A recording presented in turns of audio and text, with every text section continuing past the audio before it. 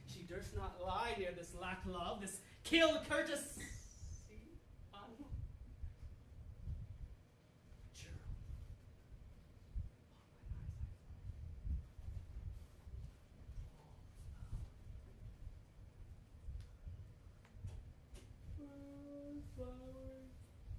Of this purple dye.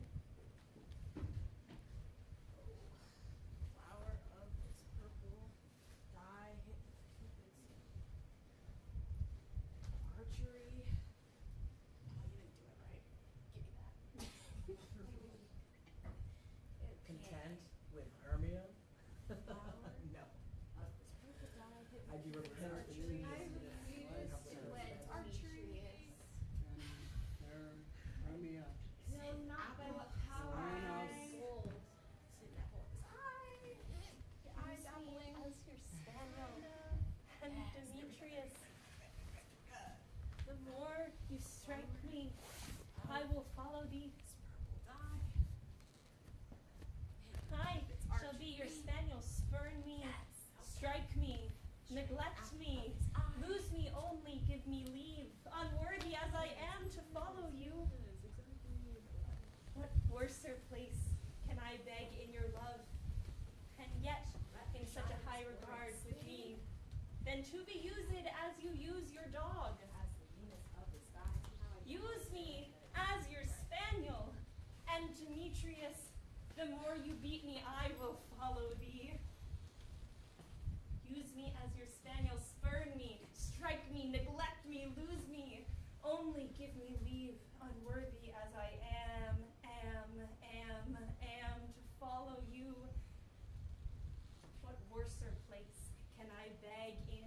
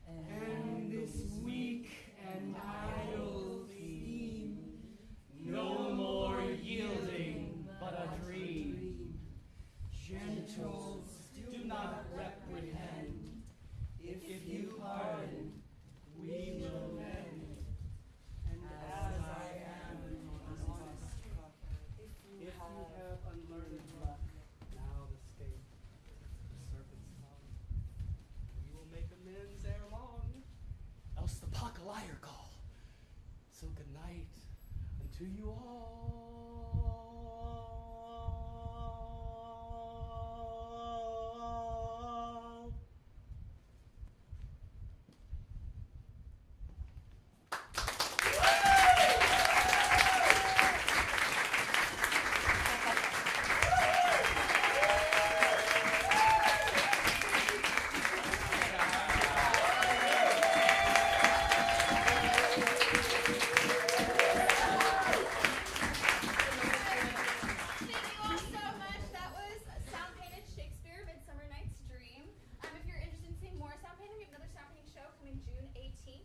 got a fun kabingo karaoke bingo mashup night on June 22nd.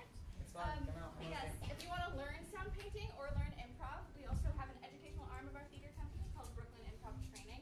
Classes starting in July, so follow at LOM Theater ER to learn more about our upcoming shows and classes.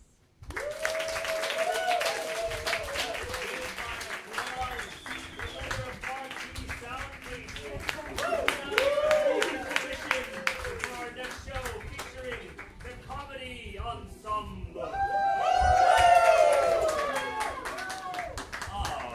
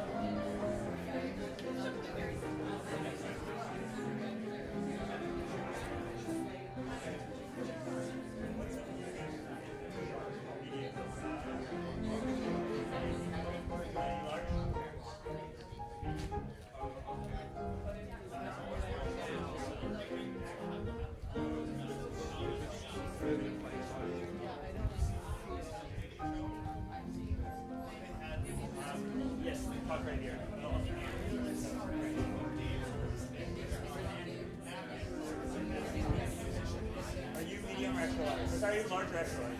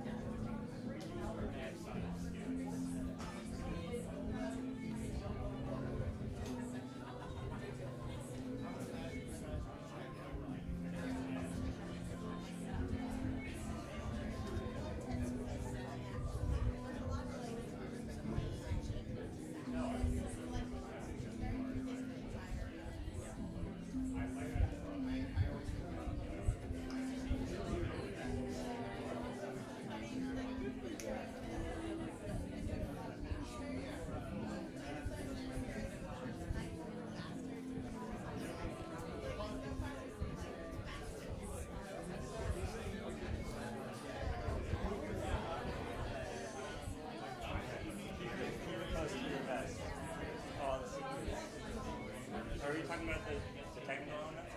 No. Alright, never mind. Sorry, I missed that. Oh yeah, totally exhausted. Oh my god, sorry. Well, yeah, we haven't done one of those yet, so maybe it'll happen tonight. Who knows?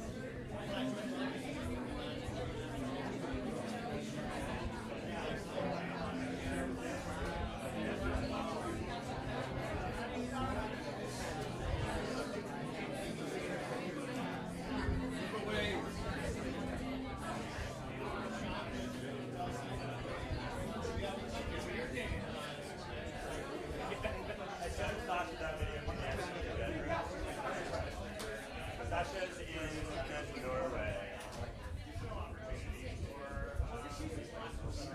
No, we're figuring out a visa.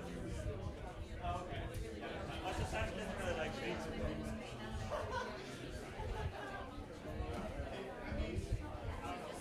Lords, ladies, and non-binary logos, thank you for coming to the Unscripted Shakespeare Festival. At this time, please silence thy phones and all other noise-making wizardry devices. In cases of an emergency, exits are located to the left and right of the theater. Thank thee oh so heartily, and the comedy ensemble shall take the stage in just a minute. Alright, good evening everybody, and welcome to the final night of the Unscripted Shakespeare Festival. Give it up one more time for the letter of Marque. The next three acts that you're about to see are all people who have, for the most part, traveled to the festival, or at least come to the festival, to join and play together this weekend. Many of these people never met before 3 days ago, but they have been training and practicing and rehearsing for the past 3 days to create 3 distinct Shakespearean masterpieces for you. The first one that you are about to see is a comedy ensemble directed by Lisa Rowland. Without further ado, give it up for the Comedy Ensemble!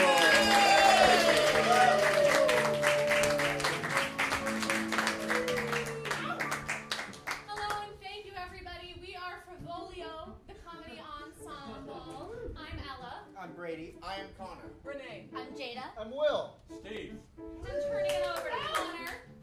So, all we need to inspire our show this evening is a suggestion from you. What I would love for you to do is give us some kind of idiom, something like a bird in the hand is worth 2 in the bush, or something like that. What have you? Can't win them all. I can't win them all, and I heard something over here as well. My way or the highway. My way or the highway, or can't win them all. I believe for the Shakespearean sense, we should take can't win them all. So, we're happy to present the opening and closing night of Can't Win Them All.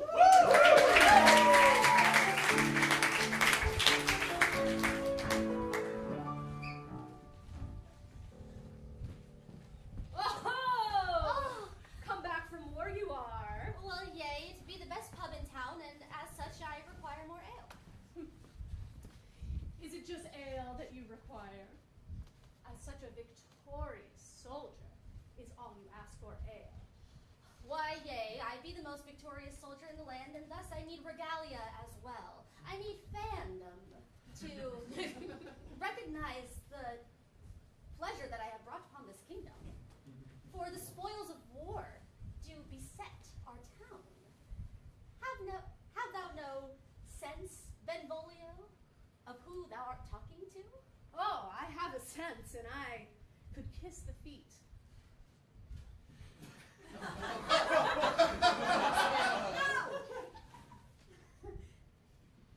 Teach me your ways. Yea, Benvolio, it is good to be back in our town. The ale I do require hath not set upon my lips. Oh. Well, I give it to you now. Thank thee. Though it be from the ground, I may drink it still. Well, be it the good soldier returned home. Verna! Verna! Verna! Yea, 3 cheers for Verna, I hear from all. Verna! Verna! Verna! Aye, and wherefore do we owe thy graceful and warlike presence in our humble tavern, good soldier? Why, I have defeated all of the Ottomans. The Ottomans are a mighty crew. Yea, and I took them all single-handedly. Wow, thou must recount thy tales. Well, it all started on a ship. What's the ship's name? The Flower June. I can almost see it before me now.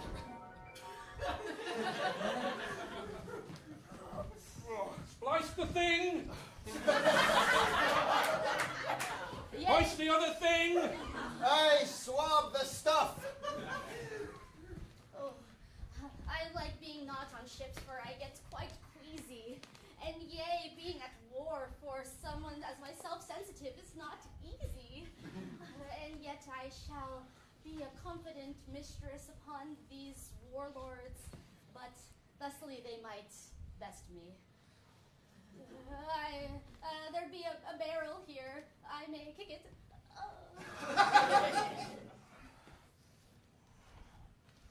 Aye, methinks we doth head into a storm. For the mainmast rope doth tremble as a babe without its mother's breast. Aye, I see dark clouds on the horizon, and afeard am I. Oh, nothing in this world makes me tremble so much as a storm. Aye, in our past conquests, Verna hath been a soldier of most stalwart heart. She hath slain many a foe without fear in her eye. Where is she? Aye, perhaps she can comfort us in this time of storm. She seemed not able to comfort much, sir. She clings onto the floor like some poor creeping hedgehog. Oh, if I be a hedgehog, then perhaps my spikes may best our villains yet. But maybe I shall just roll over on the starboard side. This is not one auspicious start to our crusade. And yea, on the boat I was so confident and strong that nary anyone thought anything wrong. Tell us no more of war. Tell us of what we wish to hear. Aye. Ladies. Aye, the maidens upon the ports, they be many and beauteous all. I can see them now.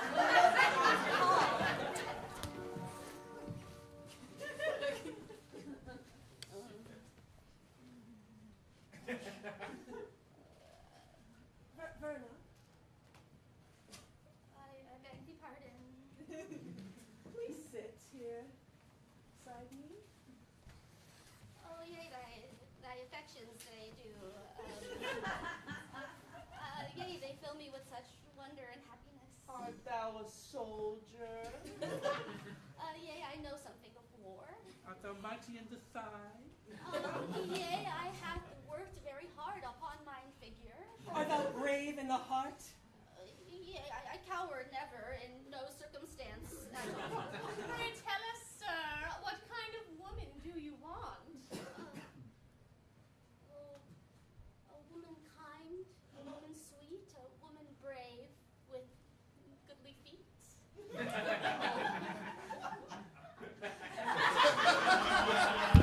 many maidens I did carry, but none so good as to marry. Be we here in our hometown, I may find someone to upturn my frown. Aye, Verna, thou art an example to us all.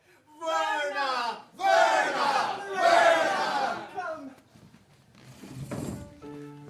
I must tell you this quickly and with great sincerity.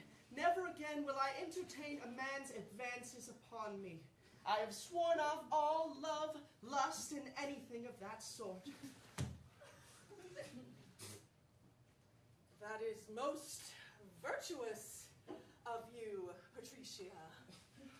Pray tell, how didst thou come to this mind? Men of this town are only concerned with enjoying the fruit of lust. They are not willing to plant the seed which grows into marriage and bears many fruits. I have a thought for you, my darling daughter. Perhaps, instead of a man, thou shalt consider a woman. A woman? Brave of heart and kind of spirit. 'Tis forbidden. What is this woman you speak of? There is a woman, a mighty warrior, named Verna. Verna. She has fought many battles in the sea. Many battles. She turned men from scowling at her to worshiping her by her power and might. Is she a lusty woman, or does she search for love? I'm sure she searches for love. But she does not consider me, for I am a woman also. We'll let her... Oh, I'm sorry. Come, enter. Lady Cumbersnout, thou needst not apologize to a mere servant such as myself. I have merely brought the cheeses that thee and Lady Patricia hath asked for. But I could not help but overhearing, here in this garden where sonorous echoes may dance among branches. Thank you, Val. You couldn't help overhearing and? Aye, the woman that thy good mother did speak of, Verna, she do, alack, be a woman most lusty. For my fellows and I hath been in the tavern on yester eve, and yea, she did tell us tales of how she did slay the Ottomans and bed their women with reckless abandon. She bid their women? 'Tis forbidden. are mine, daughter. Verna can do no wrong, it seems. And surely the lusty excursions were merely part of the war. But like those who are lusty, Verna might disguise herself as one that is pure of heart and full of love. The only time she let this mask down is amongst men who she doth not love. Perchance I should disguise myself as this man, meet her within a tavern and learn her true feelings on love and lust. That is an excellent idea.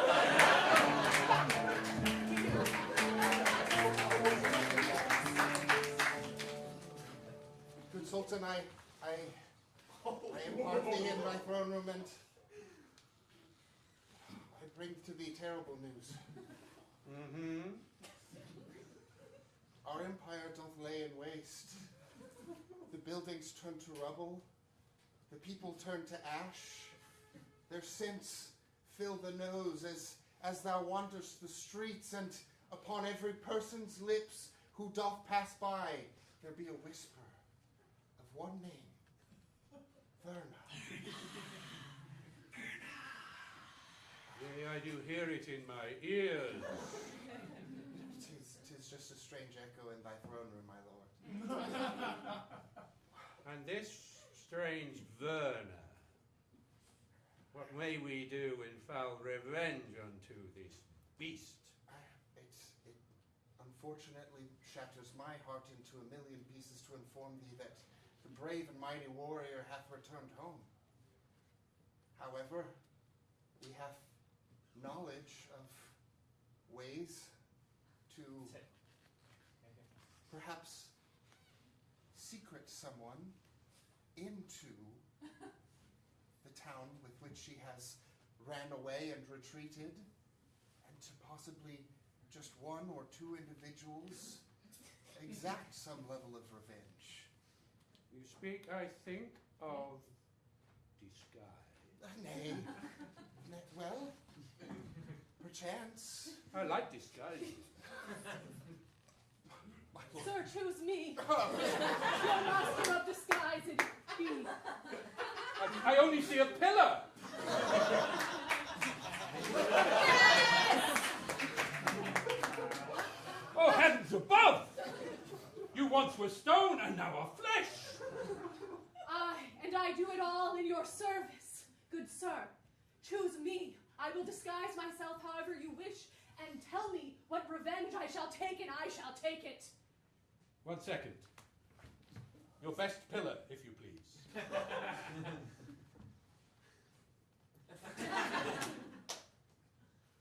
Yes, I will take it. Now, do you know where this foul Verna lurks? I've seen her lurk a few places hence. When she be pensive, she walk along the bog. Pensive lurking. Pensive lurking. Pensive lurking is the worst. For they do think and lurk at the same time. I far prefer vacant lurk. Nay, good lord, let me go and exact thine revenge, for I am wonderful at vacant lurking. Shall I show thee?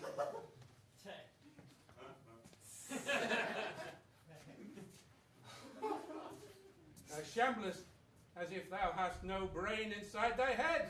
Indeed. And truly vacant thou dost look. Indeed. I think all bases we must cover now. So forth, close upward, we will take you, but you must take, if vacant need it be, this foolish and quite bulky man. So, close up work, you tents, forests, that kind of thing. I'll cover it here. Thank thee, thou shalt not regret it. You may regret it, sir, but I will try.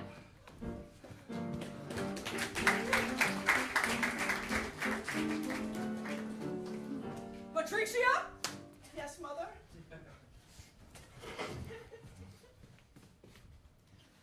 as your mother, I think you need to listen to your father. Patricia! What does you have to say to me, Father? I forbid you to socialize, to fraternize, and to love any woman. But why so, Father? Because it is forbidden? It is forbidden because I forbid it. That is against the laws of man. But I do feel this feeling in my heart grows so strong, I will have no ability to suppress it much further. That's right. She cannot do it. Look at her constitution, her rosy cheeks. You can feel the warmth pouring from her heart. Look in her eye. She sees visions of Verna. Who is this Verna? Bring her to me. Father, I will try, but if I see her, I will swiftly fall in love. Then close your eyes.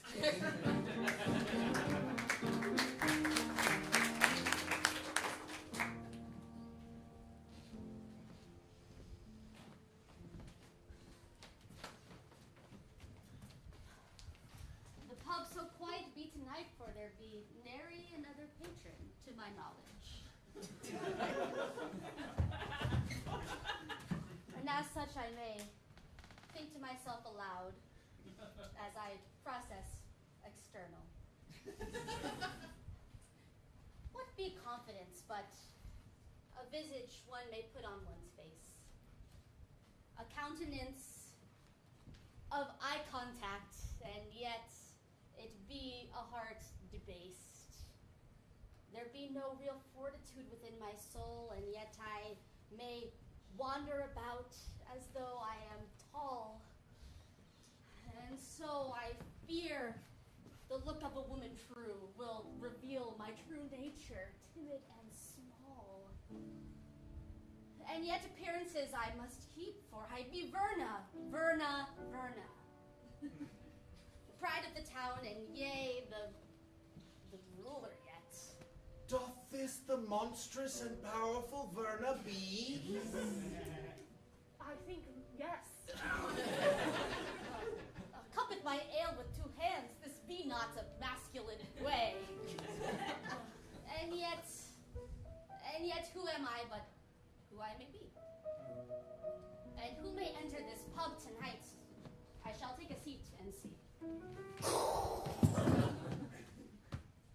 Verna, good friend, 'tis I, brutish Antony. Oh, one Antony, I have not seen thee since we were children. Alack, I am afraid, for her friend is near. Verna, thou sayest that we have not seen each other since we were children. Aye, but I have heard tales of thy feats on the battlefield. Yea, there be many tales and many feats.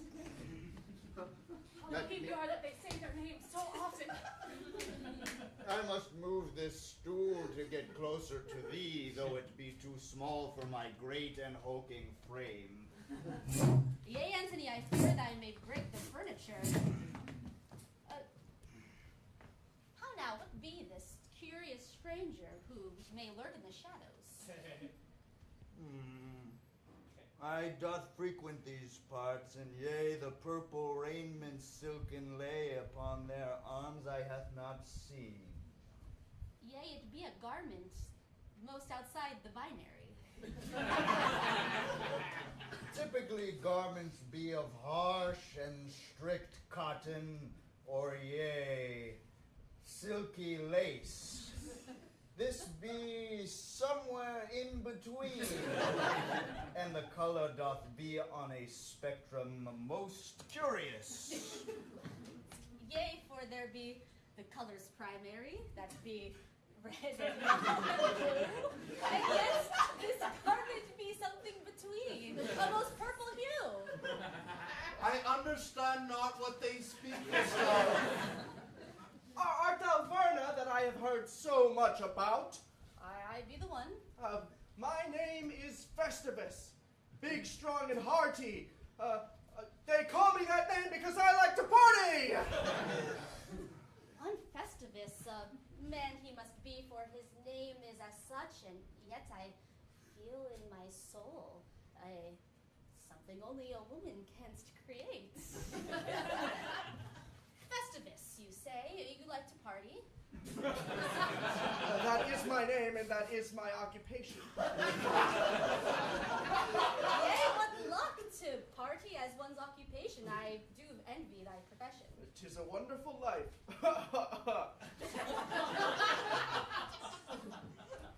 Thou fellow,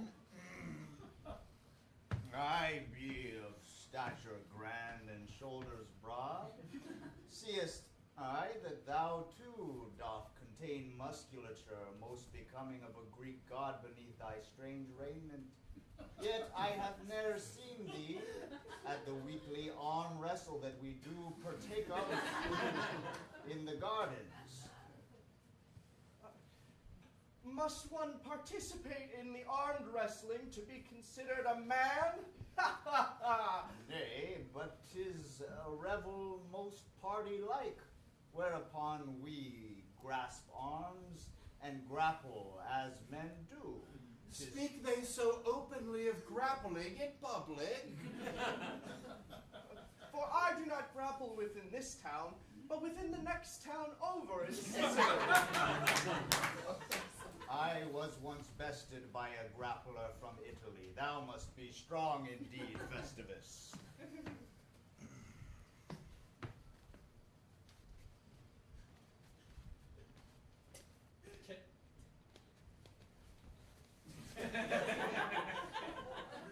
Verna, how art thou? Wherefore, kind sir, dost thou demean thyself as such? Perhaps thou may sit upon a chair, for it be unoccupied.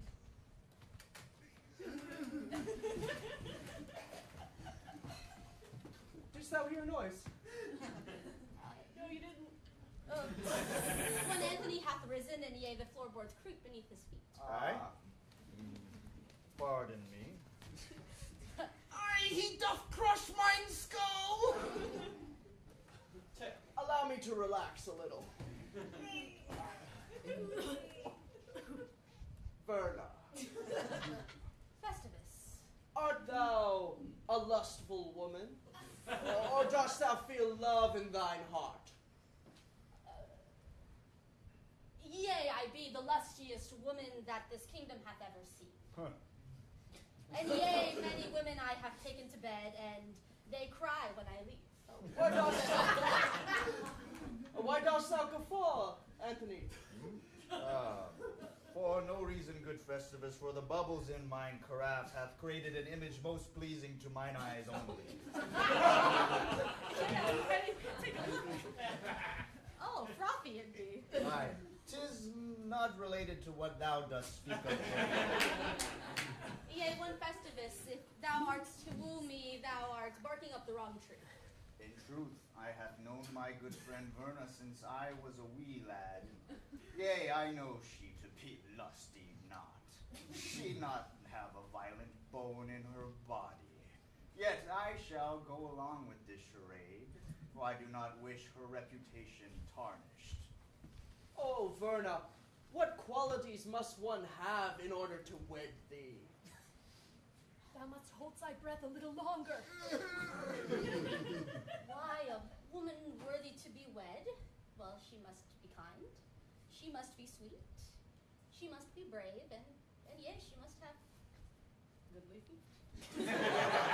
I am kind. I am brave, but alas, my quality of feet are but subpar. Thank you, Verna. I will go now. I shall see thee later. Crow.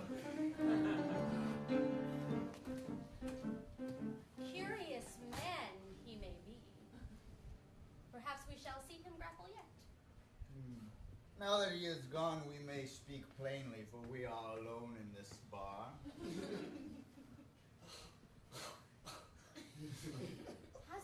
something in thy throat, Anthony? Aye, suds. Oh, Anthony. Oh, what pain doth beset my heart. I doth know. For, in truth, I wish to settle down, for I have returned from the war, and yea, I may be sent out again, if I have a wife not within a fortnight. I look upon my tattooed arm to remind myself. Aye. The general is most cruel. He doth tattoo schedules of war upon the bodies of his soldiers, and yea, if his men and women are single, he doth cast them to the front lines, which are most dangerous. Yea, it be my greatest fear to return again to a ship. Yea, it be my biggest fear to be alighted as the sham I am, and yet perhaps I have many fears welling about, and I feel tears springing to my eyes in truth when I speak of it. Oh, Verna. Dear Anthony, thou art my only friend and companion with whom I may be candid. Though thou art a brutish creature, thou art sympathetic as others may not be. Aye. Verna, ask I you this.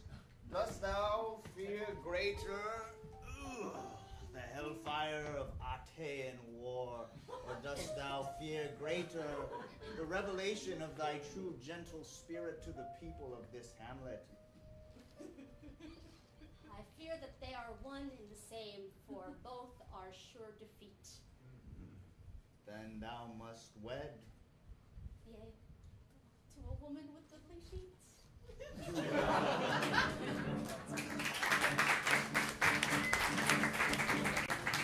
Heard I nothing of what they said, for my head was being used as a bed. 'Tis fine. Thou rarely uses thy head anyways. Hast thou formulated a plan for whilst we are here? Aye. We must uncover her secrets for all the town to hear. And because we tell the truth, no lady will want to marry her. And then she will be sent to war. I follow not, but I will follow thee. On we go. Come, sister, sit with me in the garden. I heard you talking with Mother. Yes, Desdemona, I did talk with Mother, and she did say that I should attempt to be wedded to the finest woman in this town, Verna. Verna. Verna. And? Wilt thou marry her? Well, I am unsure, for I disguised myself as a man and went to the tavern that she doth frequent, and yet she talked of being a lusty woman with no thoughts of love in her mind. How can I marry such a woman who thinks only of lust and not of marriage? Oh, well. She said this to you alone? Not to me alone. In front of all the men of the tavern did she say this. Oh, that explains it there. When men and Verna, when they talk in the tavern, they just bluster and explain and exaggerate their exploits. So dost thou believe that I must find Verna alone to ask her this question? Or should I still be disguised as a man, or should I cast away my disguise and be Patricia? The only way to know if Verna loveth thee is to show Verna thee. There is but one more problem hence. Verna desires a woman with feet like the goddesses. Oh. And when I look upon my feet, I see dirt and grime and toenails unclipped. How dost I achieve these beautiful feet that Verna so desires? Wouldst thou help me with my feet? I shall. We shall go to the riverbed and find stones and scrub your feet so that they are sparkling clean. And then you can be with Verna in your love and truly be seen. Shall we go now? We shall!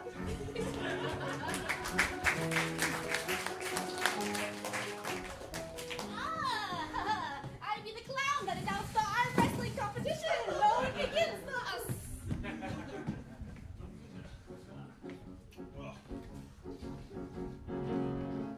Hail and well met, Cecil. 'Tis good to see thee back from thy shoulder injury. Thank you very much. I like your shoes, young man. Thank thee. They are made of leather such that they may contain the bunions there within. Ah. And now that we have exchanged the requisite pleasantries that happens before each arm wrestle, present your favorite arm. I my right. And you? And I my left.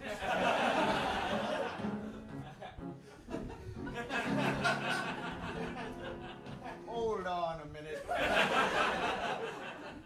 Arm wrestling is a sacred bond between strong people, and yea, 'tis competitive verily in its primitive nature. This hand-holding is as if a mother doth cradle her babe. 'Tis not masculine and violent.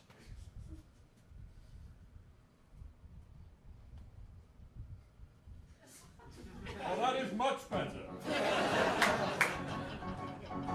I feel I something masculine in my heart indeed.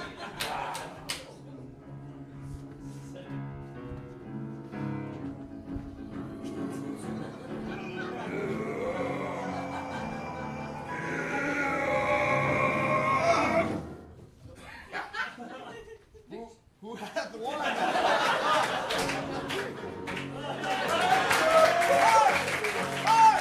Another challenger approaches! Festivus! Thou hast come indeed. From thy time in Italy thou dost return to conquer these English lands. Sicily hath trained me well, and I will grapple with you heartily. I know not how it is done in Sicily, but here we begin with words of love. What say you? I could not utter words of love for another man. 'Tis forbidden. Try anyways, 'tis our custom. Aye, Verna, 'tis nice to see thee in this bounteous crowd. Yea, and though my name be later on the roster, I wish now to compete.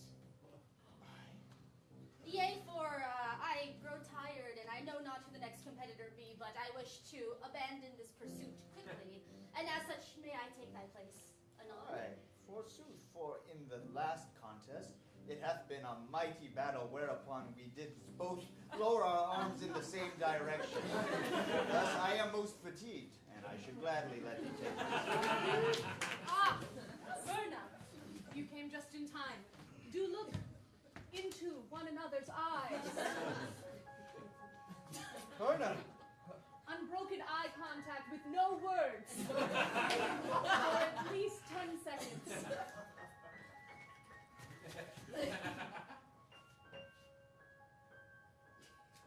And now, words of admiration must be said.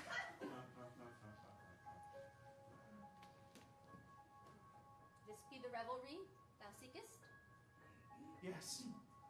Thine arms are like ale, for they would taste good in my mouth. Yes, that will do. If my arms be ale, then thy arms must be cups, for one is contained within the other. Shall we grapple? Yea?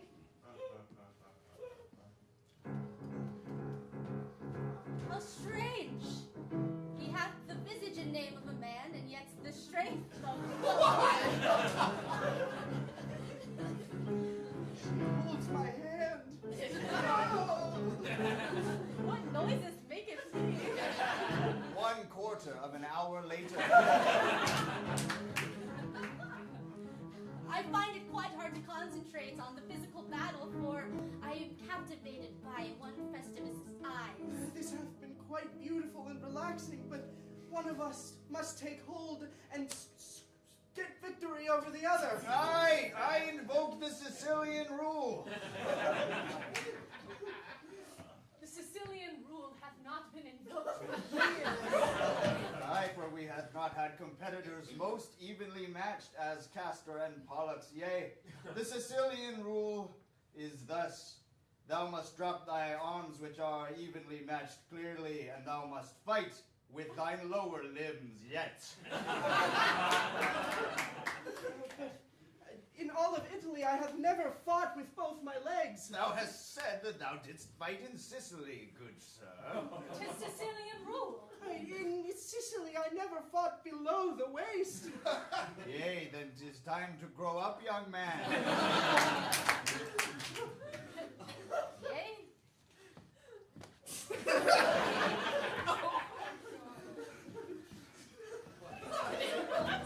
Oh, my feet! They'd be smoothed as if by river stones. 'Tis always something that I make sure. Before a match, I always get a pedicure. And yet you claimest to have not fought below the belts. What be the truth, one Festivus? I do not know how or what I speak. Let's settle this now with our feet. Oh, yea, I know not what victory may entail. And yet defeat will not prevail. For I am Verna, the strongest in the land. Though this Festivus, my, how can this be a man? Aye!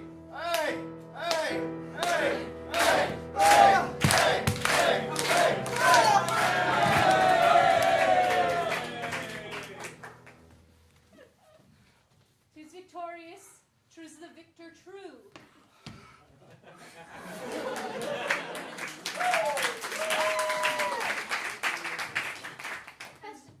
And since we played by Sicilian rules, thou must now hug. I feel as though I have been cursed by a wizard. What doth we call this? Have we just scissored?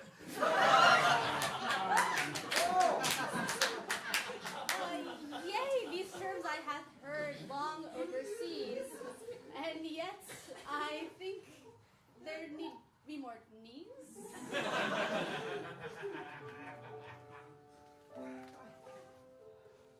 I have been bested.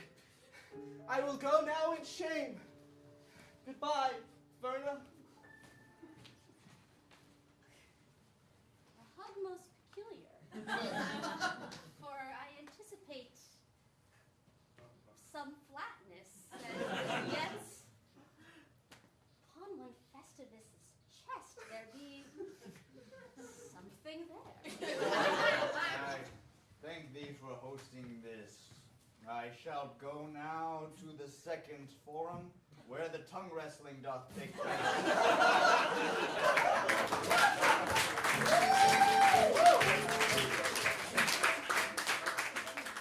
I know not what I did just see.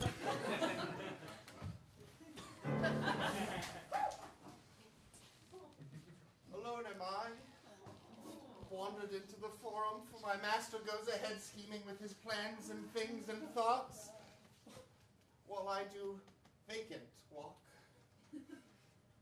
I know not what to do when I'm on my own.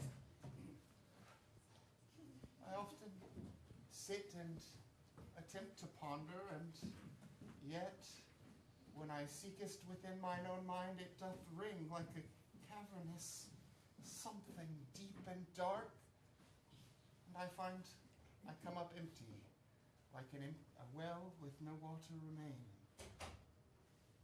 Would that there was someone strong who could just take me and show me the ways to live without strong thoughts. Nay, should's never happened that I would find such a man. Zounds! Thou hast snuck up upon me. Good sir, please, it is marvelous to see thee here. I have wandered. Dost thou know where to find the creek? The creek? Aye, 'tis beyond the third forum, just several paces hence. Yet, wondrous, thank thee. Wait there, good sir. I have come for entertainment and yet find the tongue wrestling forum most empty. Where be the indeed? Where be the competitors? Have they all turned yellow belly?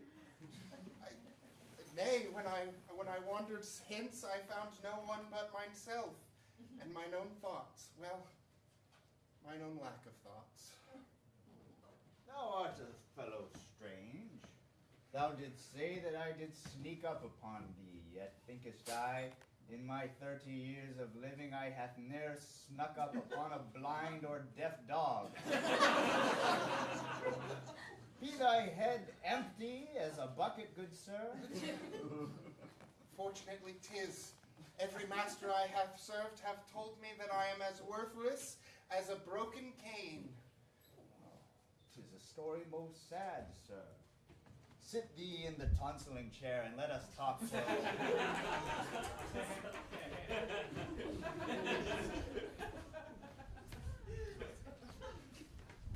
There's more recline to it than I believed.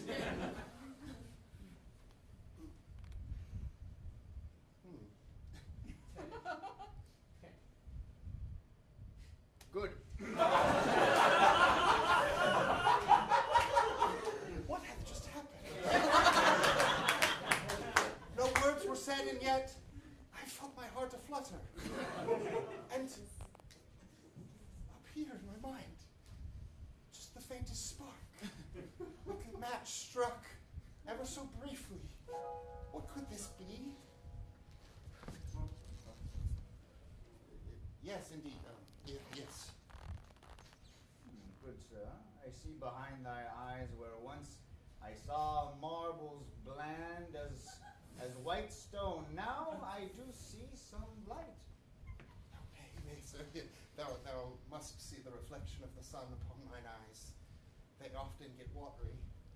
If I speak harshly, 'tis because I feel similarly to thee, good sir. All mine life I have not been a scholar, but a brute. 'Tis not an occupation, a brute. And yet I have been called thus by e'en my friends. Yea, I be not smartest and sharpest of mind, but I be good, and I hath quality to me. Thou hast spoken no harsh words, but indeed the softest that I have ever heard. Being in thy presence has been like asleep upon a down-feathered pillow. And yet I cannot stay, for I've dallied for far too long.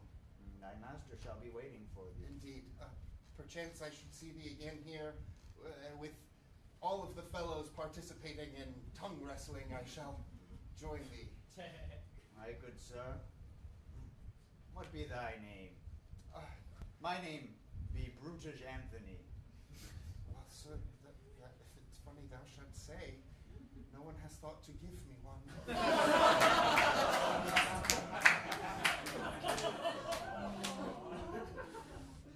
Then I shall call thee friend. Thank me kindly, sir. I cannot stay.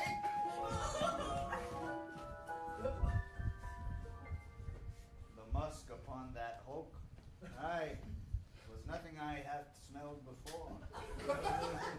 When weak of mind, thou must be sharp of sense, and I, my nose, be as sharp as a fox.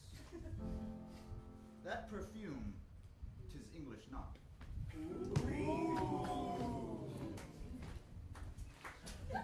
Desdemona, I be one Lydia, and yea, we have received, all of us ladies in the kingdom, some message entreating us to the square. I wonder what announcement may befall, for this handwriting be quite foreign. Oh, very foreign, but I want to go to the square. Yay, here we are. For thy sister be, yea, she did not follow. Oh. I shall run home to find her. Yea, I shall take a seat here and wait and hear what announcement may come. I don't want to miss an Yea, perhaps announcement. thou may call for her and she can arrive, for thy voice carries upon the wind such dulcet tones. Patricia! Didst thou call for me? Yes, good sister, come. Yea, I believe all the ladies in town are coming to the square to hear one announcement from, some fair squire. 'Tis me, up in this tree so high, writ to you. Hello, fair squire. Hello. Thou knowest one woman. Her yes, thank you. Her name be screamed on all the wind, but she not be who you think she is. For she do not plunder, she do not lay asunder, no. She be but weak and oozing of love. Pretend how dost thou know this? 'Tis true.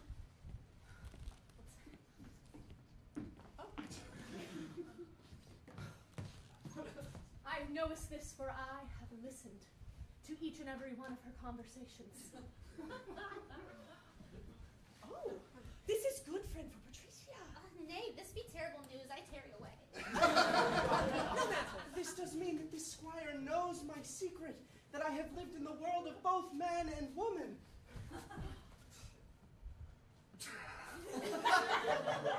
That's right. Kind sir, / madam, but when you walk over there, I can still hear you. Is this true? Oh, pardon me. Can everyone hear me soliloquy? Oh, this scribe lives in the wind, it seems. How else could one know everything you've been? Art thou a magical being? No, just a man of disguises many.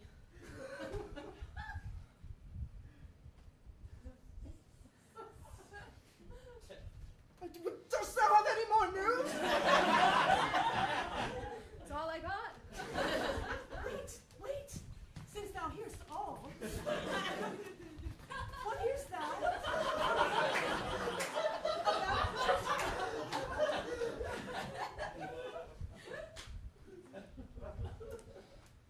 I do not wish to tell you, for I fear it would ruin my plan.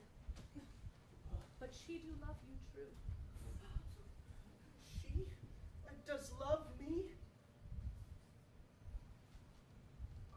She loves you truer than e'er a lady ever loved. But how then can I make her see me? When will she act upon this love and finally make me complete? I leave you with this. Follow your heart, but know this, sir. You can't win them all.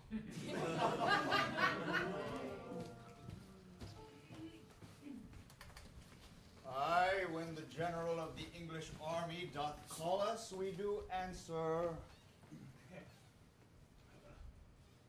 Thou art preparing another campaign, good sir. I am. I think it's about time that we went abroad and taught a few people a few lessons. For we are bold, fine English men.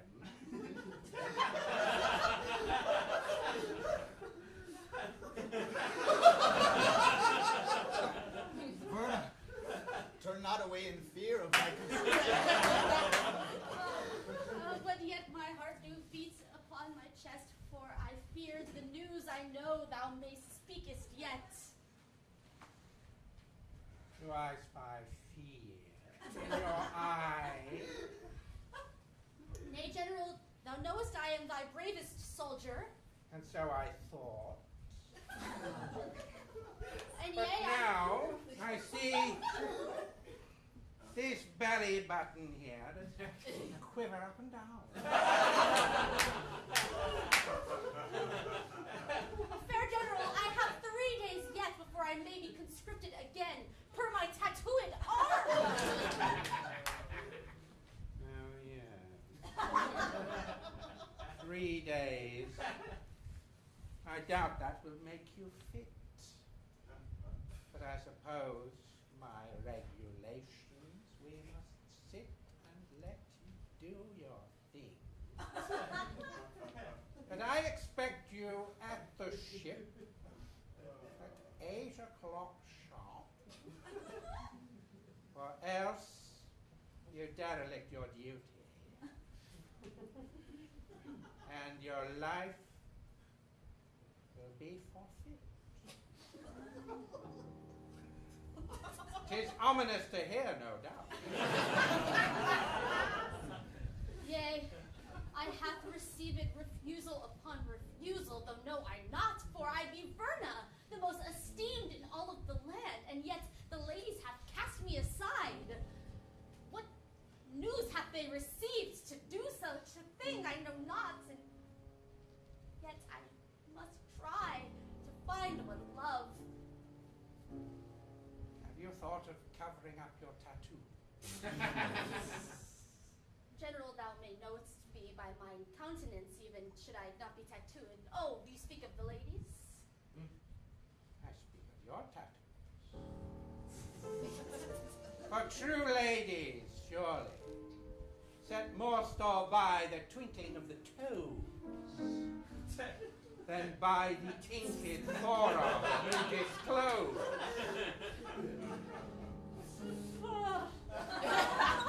This be the most painful day yet.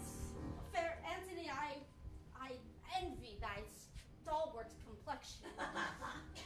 Good General, Yes. I request to be sent to the front lines with Verna in 3 days. For I do speak truthfully unto thee, for my mind hath not wit or grey matter to comprise a plan to lie to thee, that I hath been unable to find a wife in my times. And yea, if my good friend is to be sent to die, then it should be by my muscled side, thus that I may slay some foes before they end thee, dear friend. I like the reference to muscles bold. A soldier true it shows you. But I fear that something's wrong with English groins.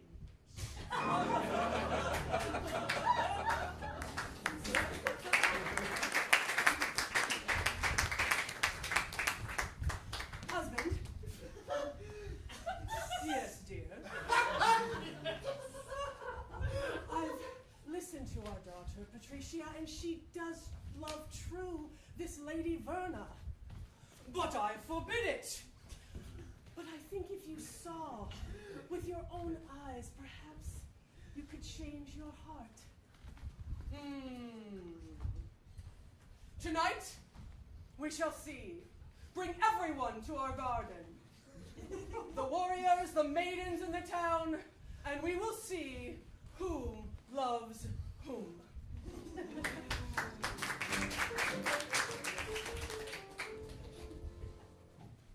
'Tis my job to set up the garden party. I hope the lady is pleased that I set up an arm wrestling match for this final garden party. Mother? Yes, Didst dear. thou invite Verna to this party? Yes, of course. We're going to do everything we can to get you your love, dear. I hope she will arrive soon, for my heart can barely bear another second without her. Well, the whole town should be here very soon. But there is one problem with this party plan. I must ask, what will Verna say when she realizes that Vestuvio is absent from this party? She does not know that you disguised yourself as Festuvio? But if Festuvio doth not show his face, then she might guess that 'twas me. Quickly, dress as Festuvio. Now go and let enter. Good Lord and Lady Cumbersnout, I have word from the general. He hath believed, because there be problem with English groin, that the last night before the soldiers be conscripted shall be spent not in arm wrestling, but indeed in tongue wrestling. Must thou make preparations for such a different end? What does this messenger just say? Don't worry about it. Here they are, coming in. Every single person from the town.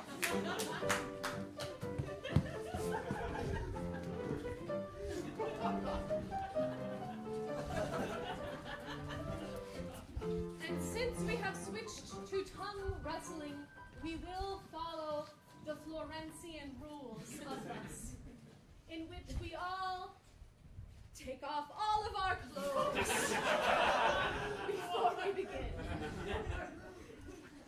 If my clothes are to come off my body, I will be revealed that I am not Festuvio. Although I would love Verna to see me such. My daughter, that is between you and her. Perhaps tongue wrestling in this case. Verna. Verna, as our reigning champion, we are And surely this evening tongue wrestling consists of a bit of wordplay. It always does.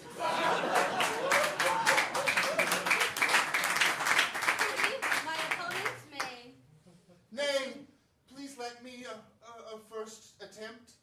I do wish to tongue wrestle with sweet Antony, who I met earlier upon the forum. We did not have the chance then.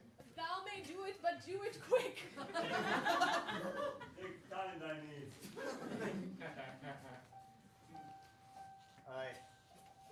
I be not strong of wit or sharp of tongue, but yea, I doth track to thee as a fly to dung.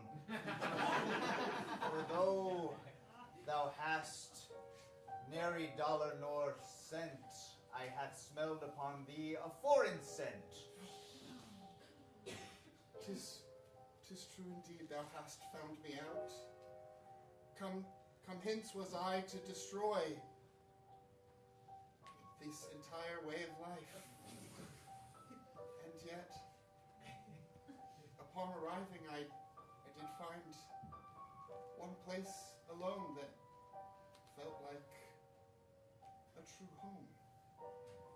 And it was in thine gaze, Anthony, and thine honey words, that I found what I wish to be true.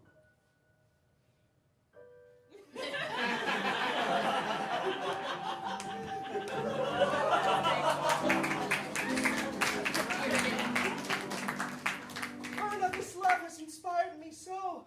I must reveal myself, for I am not Festuvio. Yes, Patricia is my name. For I am not a man, but I am a dame. This such sense make. Yea, thou may be a worthy opponent yet. Shall we, in tongue wrestling? But it's forbidden. I will allow it. We must, but no real tongue should be seen, for my girlfriend watches through the screen. Yea, worry not to be a battle of wits. It be not some infidelity either can commit.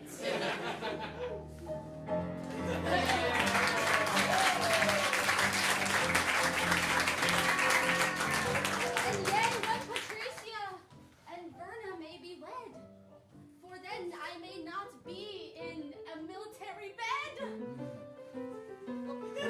If thou be wed, then us as well.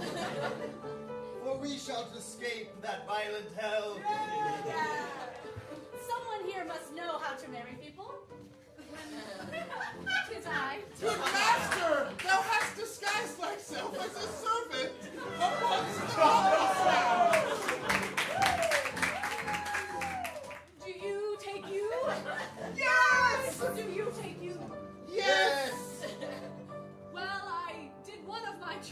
talks well and the other one very poorly, but you can't win them all.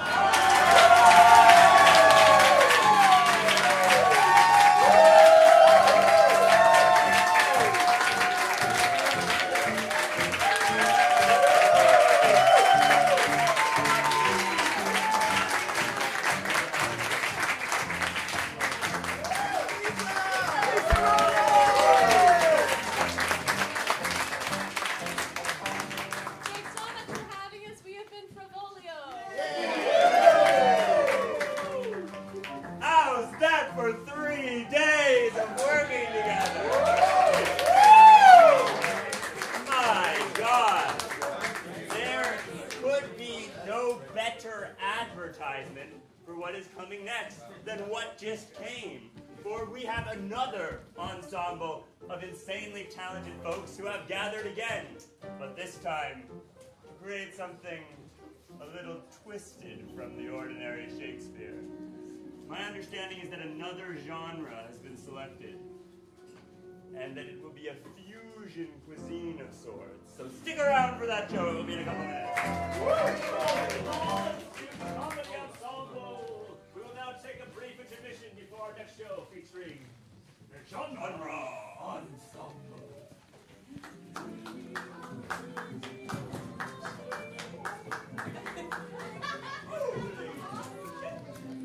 Well done.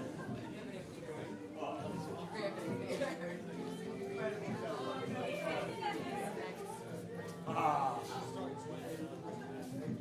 Well done. Thank you so much. Please, everybody, please. Oy, oy,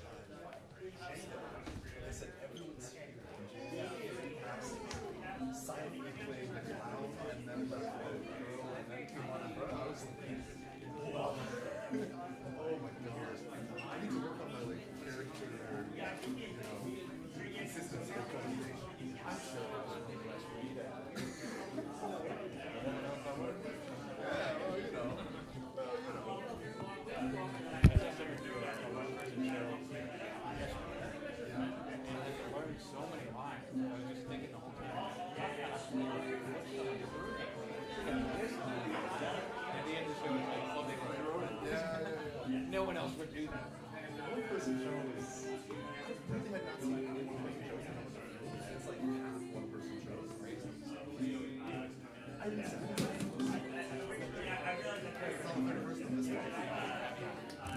So like,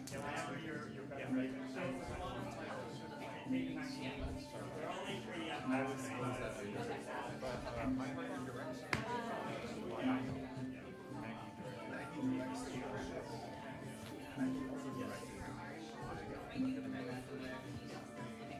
Maggie was star. Star. Is that a one? Well, there we go. I need to know what is yeah. Is it kind of like Harrison doesn't make sense on this case later on. Yeah. Just the dragon you guys go fight the conversation. So I don't think that character is being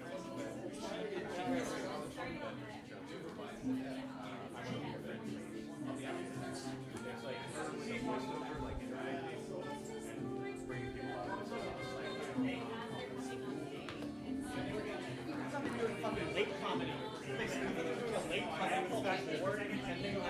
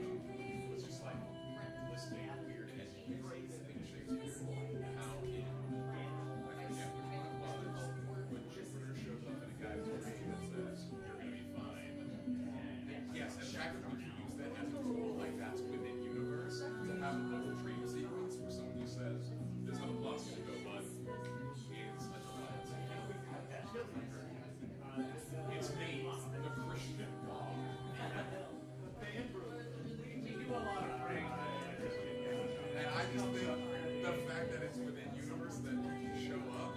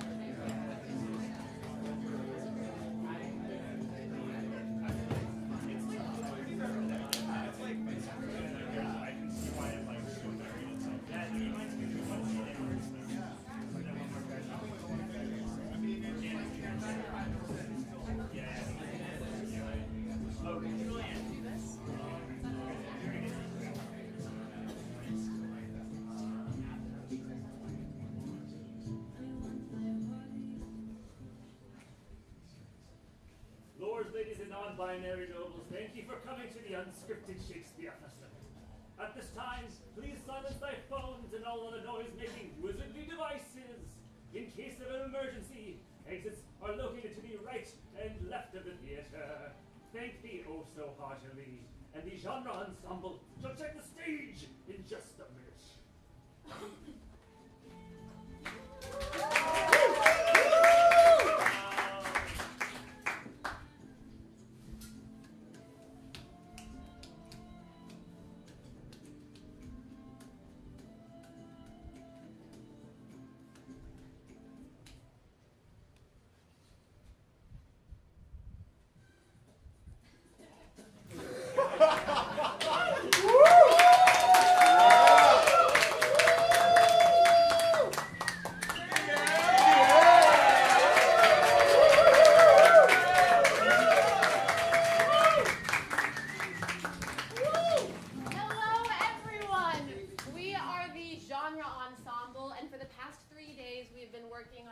mashing up Shakespeare with an unknown genre of our choice. And can I get a drum roll for what our genre is? Disney Channel original movies. Disney Channel original movies, also known as DCOMs, were extremely popular in the late 90s and early 2000s, and you may recognize titles such as High School Musical, Princess Protection Program, and Smart House. Yes, and so thou mayest call upon us as the comedy of errors. And I would ask thee now to scream and shout. When thou wert a teen, where didst thou hang out? Cafe La Closet. On the patio. The patio. The pool. The pool? What's that? The pool patio. Tis well? Tis well. Tis well.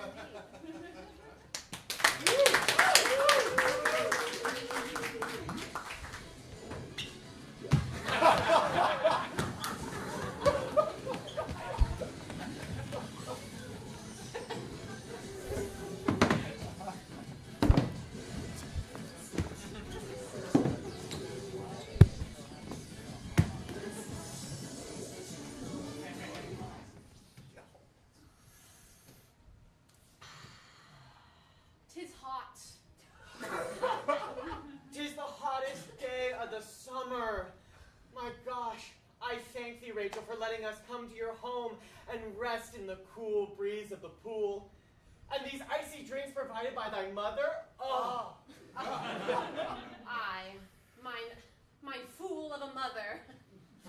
She doth always try to help me win friends, but I can't make friends on my own. Tis unfair, for she continually butts herself into my life. But do you not consider us your friends? Well, yea, but you carry drinks that my mother hath served, and you lounge by my mother's pool, just because she is the mayor doth not mean that I am worthless. Thou art too hard on thyself. Yay, for we like thee. We like thee and your mother's drinks. Yay, and thy mother's wage, which she doth give us every once in a while. Oh, I must have heard something. Didst thou say wage? Ben and Chad. Thou dost not receive a wage from my mother, dost thou? I shall not inform her of this wage. Maybe my tongue has slipped too fast. What has she put in these drinks? For I believed it to be orange juice, but nay, 'tis it a mimosa? 'Tis true. 'Tis Prosecco that I have put into yon drinks. For we doth be 16 years old, and we doth be ready to drink and consume. I speak freely, for I believest not that my mother would pay you to hang out with me, so any explanation you could provide would satisfy me. No. Your mother merely pays us in coin. Rachel, honey, would your little friends like some pizza bites? Mother, don't!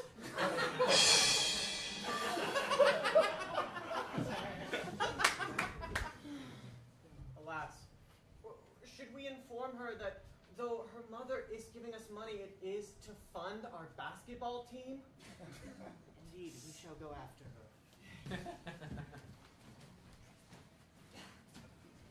Oh, it's you! Indeed, verily, well met. Well met indeed, for wherefore I today lost my math homework, and I have not to find it, but I have found you. Indeed, Brenda, math homework midst the great heat of summer. Hast thou been enrolled in summer school once more for failing thy classes? You've caught me there, for I continue to fail my classes over and over and over, despite the fact that I once considered myself once so gifted. Indeed, thou hast fallen greatly from middle school spelling bee, for now thy finds themselves stumped upon thy English lessons of the higher school. But indeed, I have not yet more time to speak. I must be on to basketball practice. For I am a cheerleader, but you have so much more talent, for I am very envious of thee. All I do is move my arms. Indeed, and for we are yet to play once more in the great summer tournament, funded by Rachel's mother, the mayor. Rachel's mother, yes, for she wears so much lipstick. She wears so much lipstick all over yon face, and of course with her campaign posters placarded upon yon lawn and yon bus, and even upon the side of yon school where we doth attend, even perhaps sometimes in the summer, it is as though a great clown doth watch me, no matter whereupon in town I do find myself. A great clown, indeed she is. I find her the most, how you say, trashy. Yeah, but she pays well. I will give her that. I will give her indeed that. Shh! No talking in the library, kids. The most vile librarian, Miss Clark. But indeed, for I must cut through this, the library, and of course this, being most specific, the reference section, to make it to basketball practice. Hence, and yet I do fear I will be late for upon talking to speak with thee, and yet I cannot stop, for I enjoy it thus. I have a challenge for thee. Indeed, speak it, speak it. I realize that this further delays you, but I must say it. For this school is in need of something greater. We live our lives in such melancholy. I hope that this summer the school finds itself in the form of a prank. Aye, indeed. 'Tis many years since we have had a great prank to be had upon the administration of this hallowed educational facility. Tis! It must happen. I foresee it. Indeed, I shall put my pranking mind to work. As yet there is much room, for I have not yet take up mine studies again until September. For I find my idle mind and hands will yet be put to much great work. Until we meet again, co-conspirator. I think I heard a thing that makes me worry as a principal greatly. For these two people, they do plan. And it makes me feel less stable.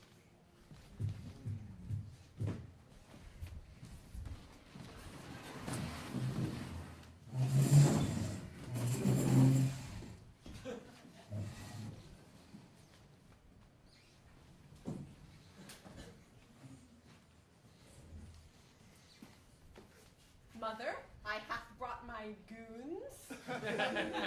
Oh, Rachel. Just a moment. You see this as well? No, I can't address you. Yes. I shall dismiss my goons from across the glass.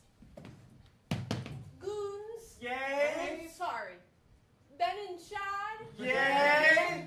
Thou may depart. Thank thee for accompanying me to my mother's brunch. Bye, Rachel! And Rachel's mother.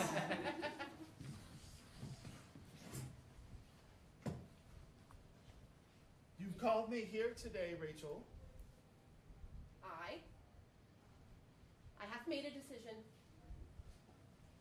I will hear it. I would like to move out and live on my own. For I be 16 years old. I doth be mature enough, nay, to live on my own. Oh, thou scoffs at me. Thou scoffs at me because thou thinks I doth be as sweet and naive as the cinnamon roll we doth split on your dime. But see this, mother. I contain many layers in a gooey, intelligent, brave center. All right, Rachel. Try it out. and then we will see you scream and shout. Oh, mother, I shall show thee the window.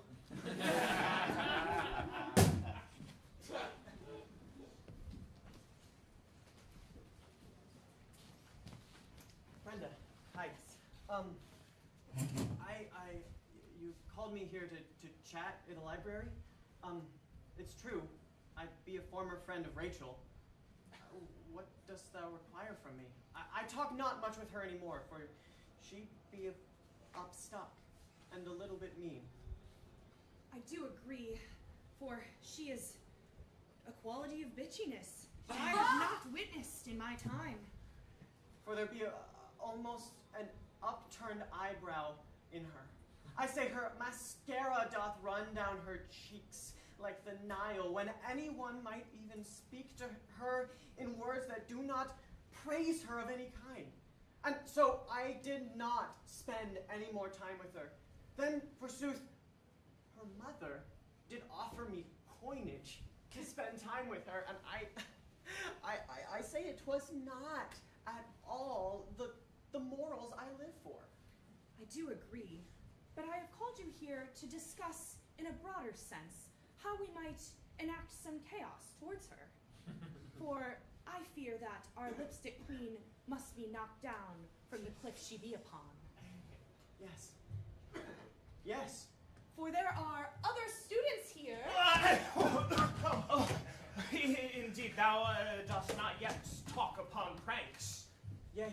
For we would fain not miss the pranking, for we have been thinking upon it lo this long week of first weeks of summer. Indeed, even as we have been up and down yon basketball court running many a suicide, we have indeed been putting our minds to work such that the gears of our machinations grind heartily. I hope. I know not whether I should join, for though I was exiled, even though I was no longer her friend, I still have fond memories of her of childhood. What pranks speakest thou? What pranks speakest thou? I know this be the library, so we must keep our voices down. Indeed, for the foul Miss Clark shall once again be upon us, as though we are a horse mice frightened.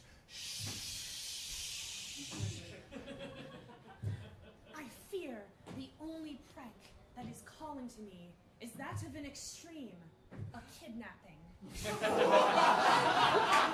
Okay, crazy, I love it. A kidnapping? A kidnapping of her daughter or of the mother? Of the mother, of course. Indeed, thine idea of a great prank is to, in fact, kidnap the mayor? I would speak upon this, for on her poster doth it be writ, for a debate she shall have. Yea, ere the 4th of July doth come, she shall debate, for the mayoral campaign doth begin, and if we canst but kidnap her ere the debate doth begin, then she shall lose? She shall forfeit the mayoral race. And I got an idea. Indeed, Ralphie, you do blend into these bookshelves like so many chameleons, many-colored. What if we replace her? What if we replace the mayor with one of you? Ralphie, indeed, thou dost speak craziness, and yet I find mine fingers and toes tingling with this possibility. It is true, for it be a prank of epic proportions, yea, a prank that doth ascend to the very highest heights the sun doth touch. I do but think, sweet friends, that if thou dost catch me in the right light, and I position myself thus, that I do bear a certain resemblance of the countenance. I see it now. Of a Rachel's mother. Indeed, I do believe this to be true, and yet, as such, do you have a red Sharpie? I do find there is, as yet, one element missing. Oi! She needs Maya's clothes. We should give her a makeover, yeah? I shall grab my pallets. I shall grab my father's credit card. And I shall grab my car to the mall.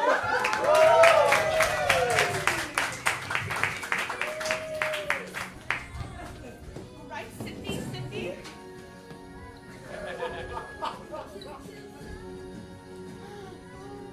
Oi, this one kind of looks like the mayor's suit. Aye, 'tis true, for 'tis the exact shade of teal that she doth wear. Lo, here it be! Yeah, put that one on, innit? And comest thou with me, or here? For there be many, many wigs that may match her luscious blonde hair. This one doth ascend to the highest heights which she doth attain, her campaign poster. Bring it thusly. And thou shalt be almost an absolute match. Come with me. I genuinely found this on the ground. Tis red! Oh, it is the shade of red that doth look mayoral in its light. That was an exact replica. Oi, gather rap! She looks just like the painting of the mayor that's right up on the mill. Aye, but if thou payest them side by side. Indeed, I cannot verily tell which. In fact, friends, it looks like there's not more to do. For, in fact, she looks just like the mayor true. No, 'tis true. So then our plan shall work forth thusly. For we shall kidnap Rachel's mom ere the moment of the debate, and I shall replace her and lose the mayoral campaign. Oh, indeed! What a great prank is this! The greatest of pranks. Yea, and no, speak, Brenda, for thou hast words. They mistake my intentions, for they think that they be upon the act of simply kidnapping the mayor. However, whose eye I truly seek is that of the basketball player. For if I can execute the perfect prank, I may not be good at math, but this adds up to him noticing thou. Thus, the plan shall reenact, and I will get what I want. Oi, Brenda, you were looking out into the distance for one of a while there. Were you going to say something? Nay, Ralphie, you are only imagining things in your head. Indeed, Brenda, this is such a splendid prank that I do find my heart stirred in ways that I have not found it to be so in years. For there is nothing so much that I love as great as a woman learned in numbers than a woman learned in pranking. Friends, I do have an idea that may layer upon our prank as the cake that a baker might make that doth layer chocolate on vanilla, on carrot, on frosting. What are these layers? Speak of them. I would speak of them, Brenda, for I do think that mayhap we canst incorporate Rachel into this prank and her mom. Wouldst thou think that Rachel would give up her mother for... I do know that Rachel doth have her own apartment the downtown, and hath declared herself an emancipated minor. It's true, she has the wealth to live on her own. Aye. So then I should speaks to her. Aye. For she wants to be independent, then I am the one to give it to her. And Brenda, thou couldst spin thy mathematical mind thus, that we may incorporate Rachel and her mom just. Indeed.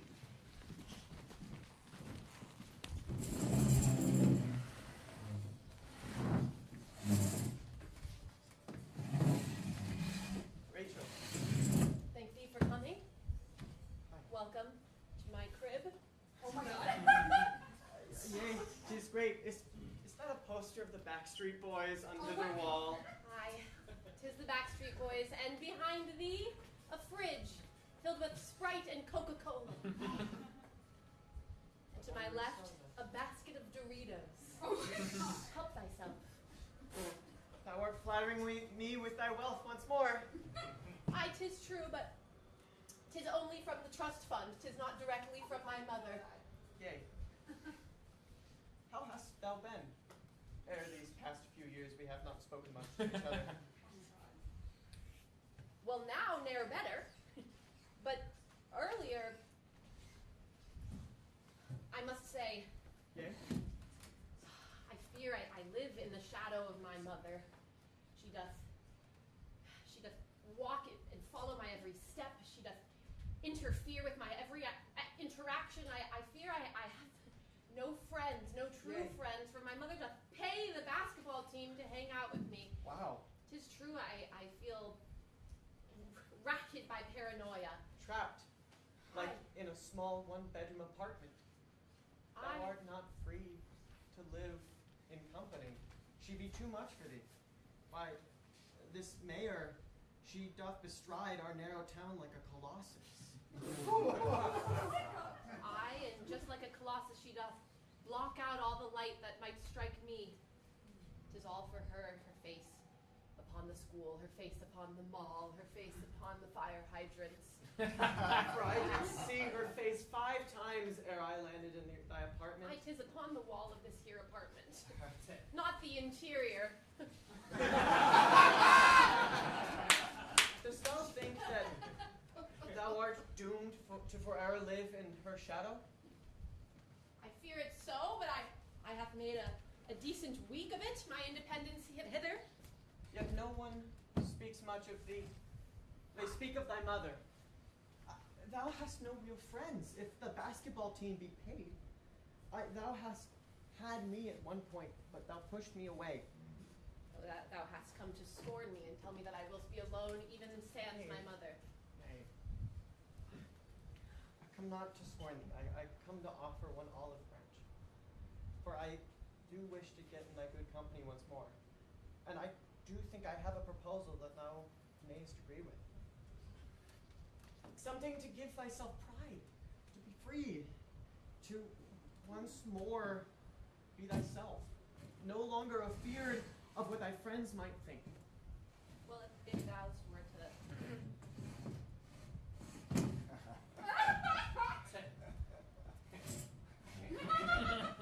I shall sit Aye! in this That was beanbag it. chair. But before that, prithee, tell me about your life and what has been going on. I must say I lack friendly company.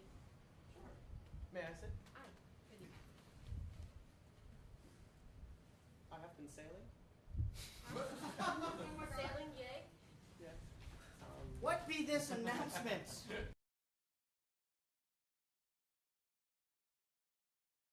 And mayoral debate will take place simultaneously? Indeed, under most circumstances, I should find this to be most inconsequential.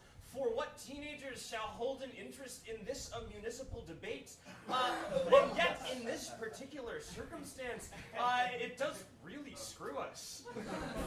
Alas, we must not give up, for I can see the duality of these two events mirroring the great success of us. A prank to take place in both the municipality and the dance would make us a legend among both the city and the students. Indeed. Aye. We shall. We shall. Away. Bradley, it has been the most amazing afternoon listening to the stories of your years without me. I must admit, I am grateful that you have deigned to visit me here, as no one has. It is great to catch up. Who be that knocking at the door? I know it's not. Rachel, it's me, Mom.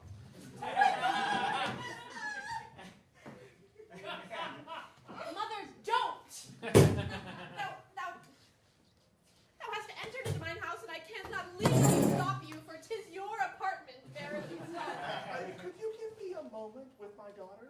I shall step in the bathroom. Exit from the front. Exit from the front door. Instead of stepping from the bathroom, for I would be alone with my daughter for a moment. Yay, then we shall speak later. I go, anon. Thank thee for the afternoon. Yay, and I thank thee for listening. Rachel, Mother. you had one of your friends over? I have hit the anterior wall of mine apartment. I, 'tis Bradley. Rememberest thou Bradley? No, I do not, for he is not on my list. I mean, he's not one of your friends I know. You know, I've been busy with the campaign. Thou wast not interested in Bradley 2 years ago. Right. Thou hast said that he were untalented and boring or something like that. His parents does not be big donors in the town.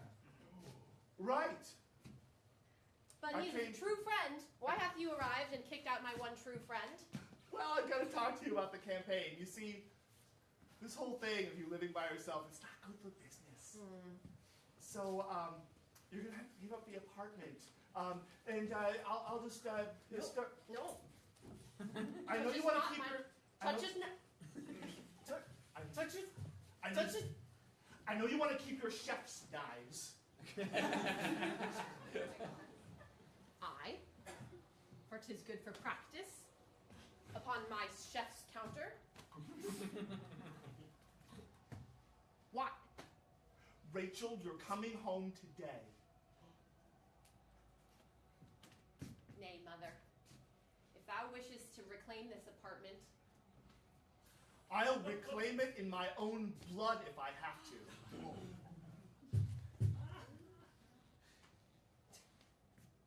what? Thou threatens me? Thy 16-year-old daughter? That's right. Now, enough of this foolishness and come home.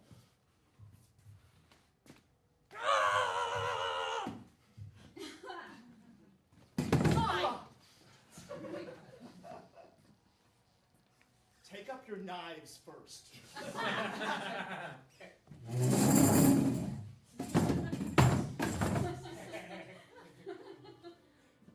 Mother, I willst follow. If thou... You look as though you want to stab me with one of them. No, mother. I wish not to stab mine own mother. Well, I think not that I think thou wilt not hurt me. I think if I sit in this chair, thou wilt do nothing to remove me from the apartment. You're right. I'm just going to turn my back here and look out upon my campaign posters and think about the fact that my daughter won't come home. Well,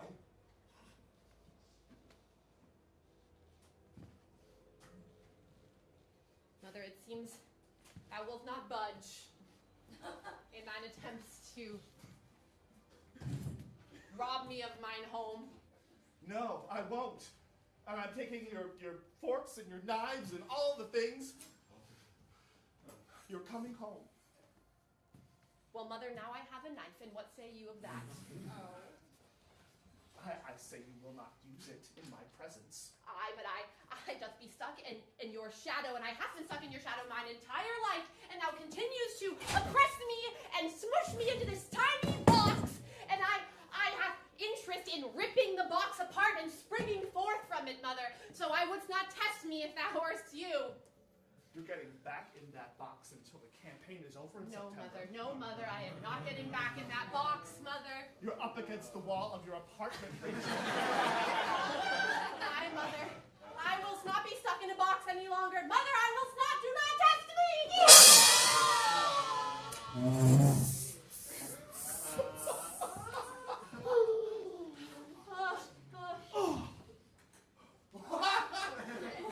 Bradley. What hast thou done? She hath cornered me against the wall. She hath trapped me in a box my entire life. She hath cast me under her shadow. Like you yourself hath said, she doth be a colossus that roams the town. She doth be a scourge upon the town. Well, I have been the antidote. I have healed us from this disease. I came to convince you to kidnap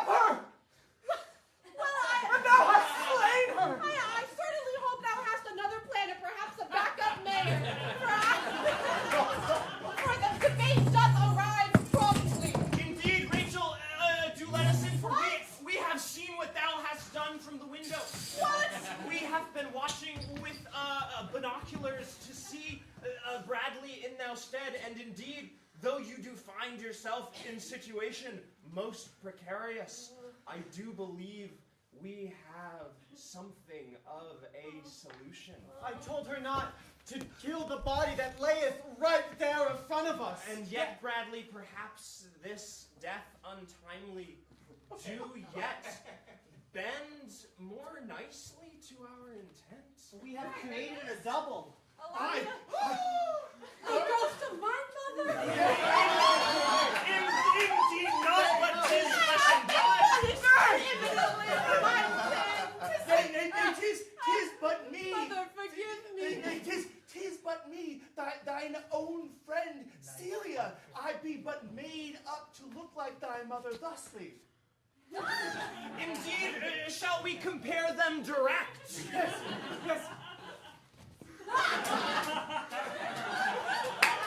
No, they do but look at the same, though the life hath drained from thy mother's own visage. There beeth a bit of resemblance left, a bit of ruddiness that doth stain her cheek, that doth match mine. The lip, so red upon mine own lip, doth match hers, as though it were drawn there by an artist fine. Well, certainly there's nothing more do I can, so I simply must follow along with your guys' plan.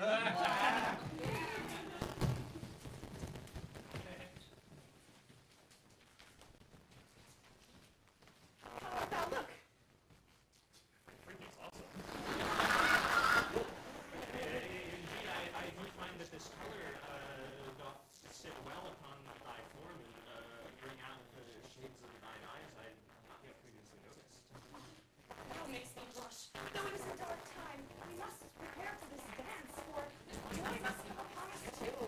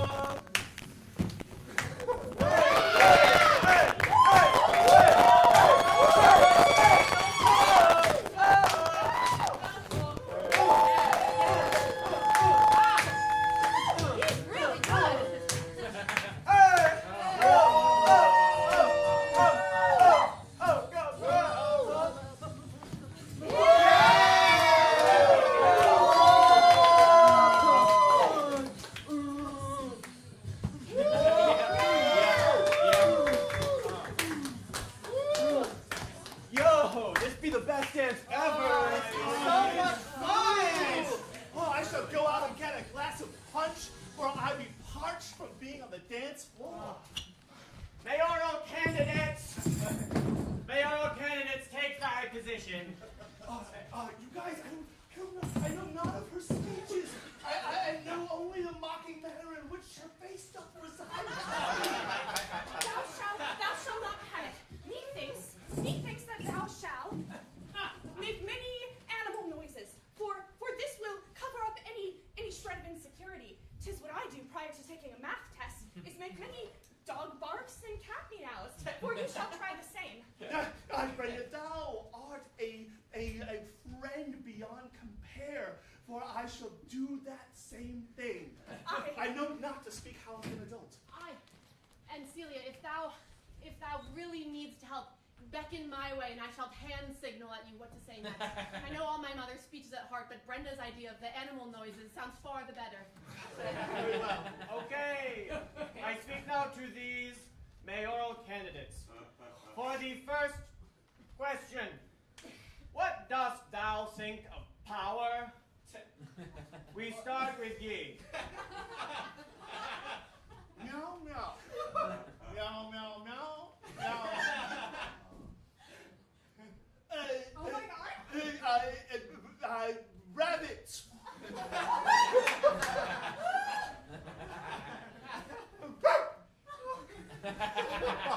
That was your answer. Dear moderator, does this be appropriate for this stage?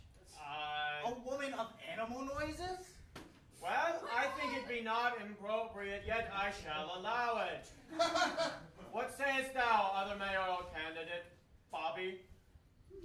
Power be a corrupting force that corrupts all who wield it. Yeah, okay. The next... Thou seem biased. I do not. I definitely do not. I am an independent moderator with no payment of any kind from any candidate. Madam Mayor, what dost thou think of the schools? No.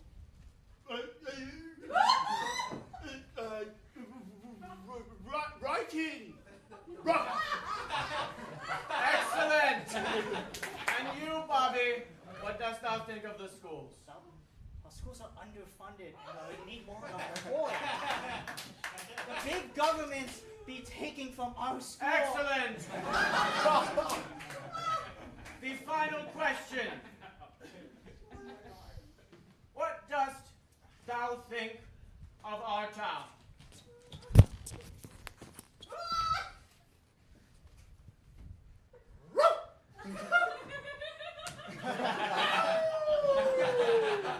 Though at first I find these the answers of this indeed are very real and current mare.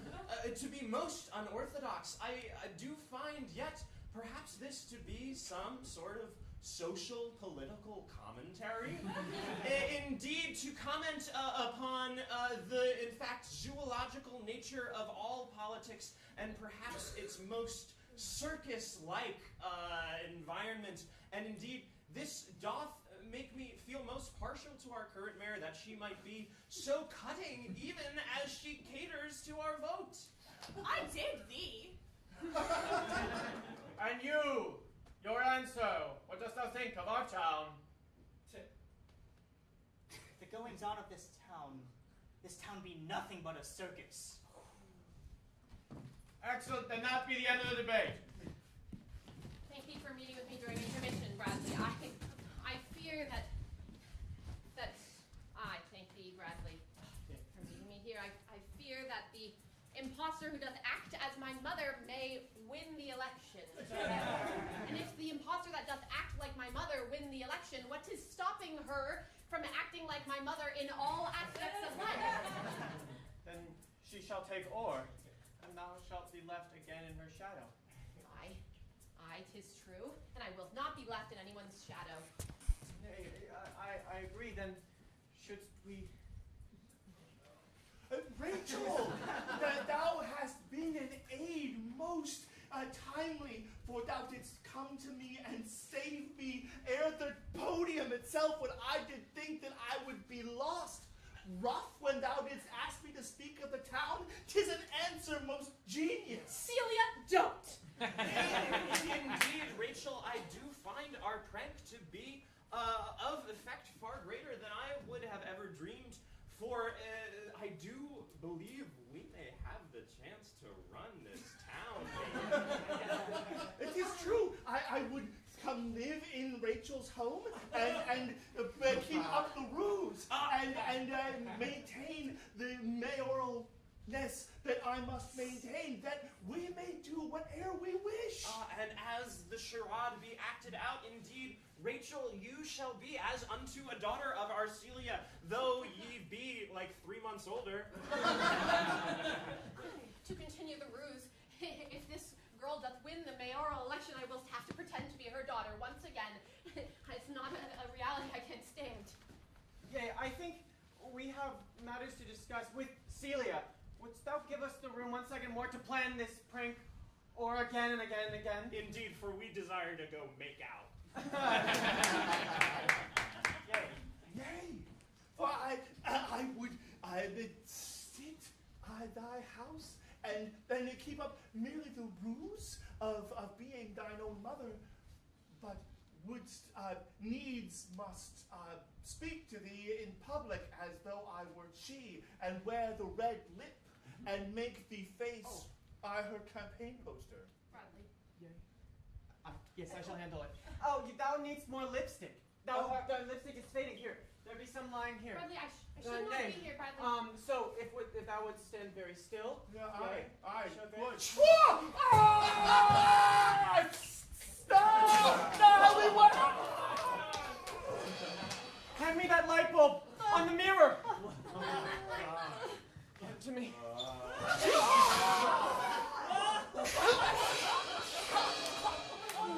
Bradley, dearest. Come to me, Bradley. Deed is done. Bradley, I must thank thee. I have never had anyone who wants to do what thou hast done for me. And simply, I know thy love be true, and so I know furthermore what we must at this dance further do. Yay. To make out hill. Yay, we go.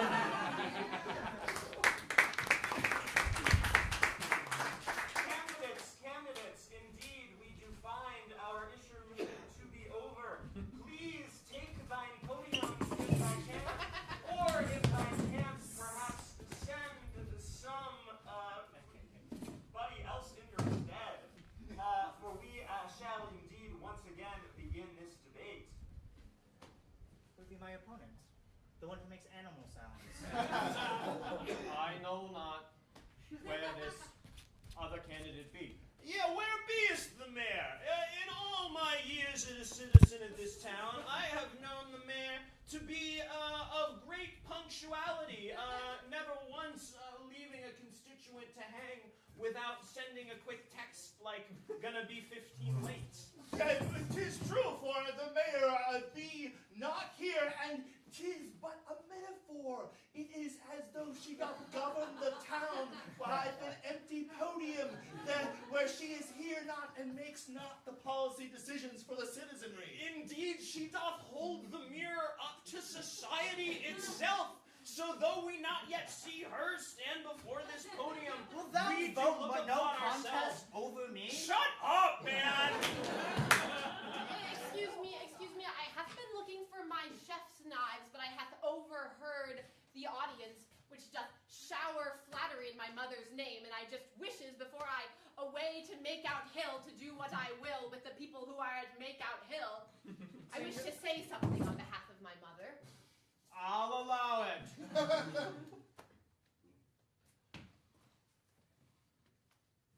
Within me, a deep paranoia doth lie. What would be the animal noises? Shut up! And 'tis true, the members of this town will to vote for an empty chair, an empty podium. Where beest your brains, your intellect, your sense of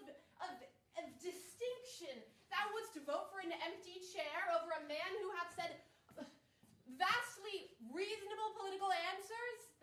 'Tis unbelievable. If thou wouldst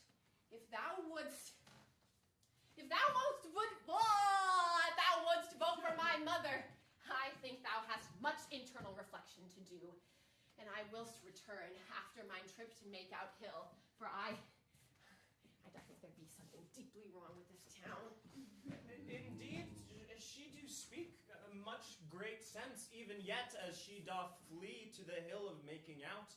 And I do find, as a voter, I am much reminded of our current mayor. As yet, we have not seen in this second half of the debate. It is true, friend. Oh, I do hear the slow jam sounds of the midsummer dance that do waft in the gym. Mayhap she hath gone there. Dear moderator. Yay? I'm dropping out. This town needs not anyone but this empty podium of a mayor. And our mayor shall be either the mayor or this empty podium.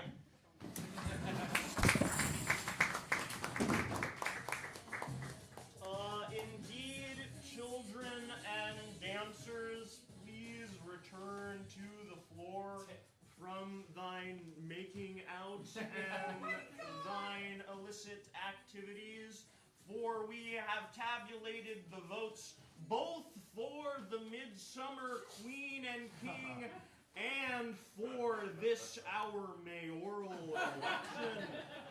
And indeed, as I do open the envelope, I find thy positions to be filled by one and the very same. I do find our mayoral candidate, as well as our summer king and queen, to be Rachel, the mayor's daughter.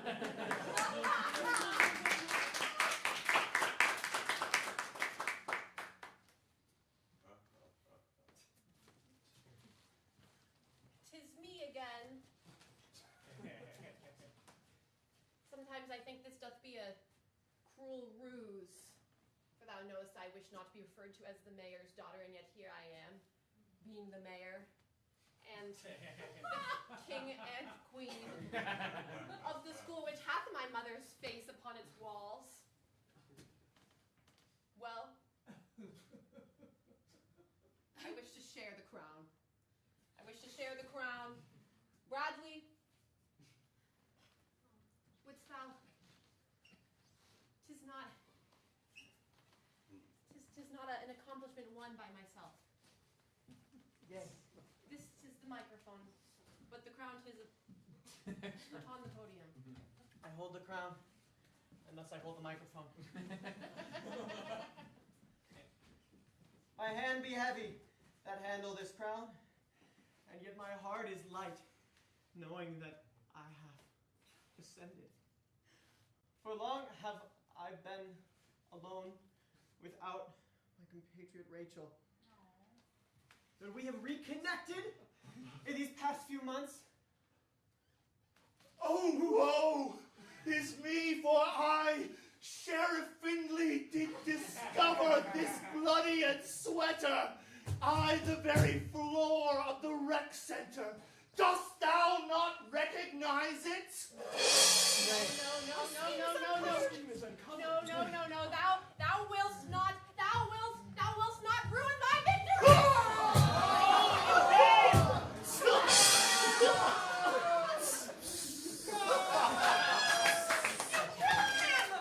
How was I murder?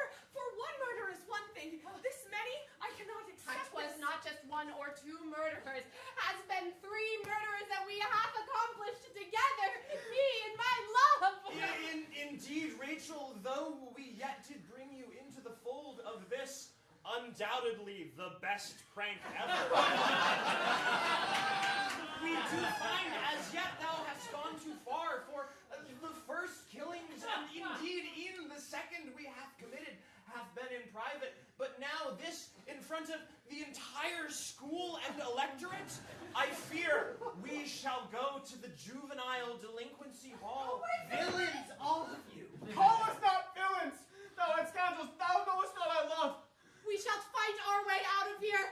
'Tis love or death, knight. 'Tis love. Boys, I did kill the mayor. I will restore law and order to this here town. Nay, thou shalt not. I have this on me, a pocket knife, and I shall hold it steady. Methinks my prank has gone too far.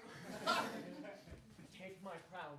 I shall wear it in your current, present To live another project. day, I must slay this child. Fight strong, dear Bradley. I know thou canst kill mayoral candidate Bobby. For 5 days I have lived or more for thee, and tonight I shall go until I die for thee. I can't believe I'm saying this, but if you don't succeed in killing this kid, I do think you have won my vote.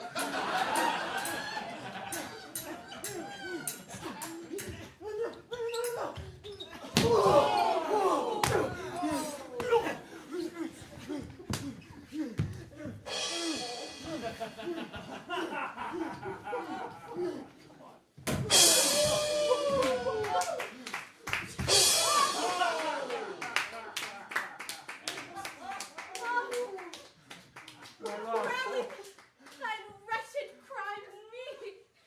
In the end, 'twill be you and 'twill be me. Now where's Brenda? We shall find her, and that shall be our last kill. Brenda! Oh, and then to make that kill. Spare thee, for I have only just yet shared ice cream with my love, for I have much life left to live. Methinks that I will get you in between me and my love. thou have mercy. I shall not have mercy, for 'twas your idea, in fact, to play this prank upon me and my mother. Nay, grab her once more, Bradley. Oh, she scuttles like a cockroach. 'Tis fine, thou canst continue to scuttle, for I will smash you underneath my foot. Save me, save me. Pass. I ignore the audience, dear Brenda, for your time is nigh. Oh! Ah! Oh, no! The knife! The knife! No, no, no, no! Bradley, help me grab the knife, please! I shall! Oh, oh. No! No! Bradley, these past few days, where I did hold thy hand, where thou didst remember me, I have finally brought my boat to shore. How is thou stuck in the middle of this? Bradley, thou dost be my maiden head. Thou hast taken my maiden head, and thou wilt always have my maiden head. For I will die with thee after I take care of this scummy cockroach. Go forth. I love thee. I love thee as well, and this is for thee. Brenda, I shall look thee in the eyes as thou takes thy final breath, Brenda. Struggle! Fight me, Brenda! No! No!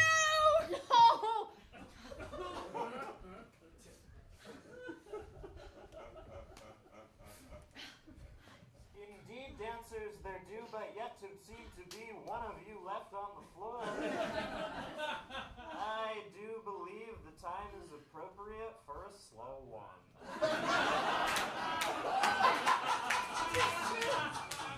I will dance with my slain lover yet.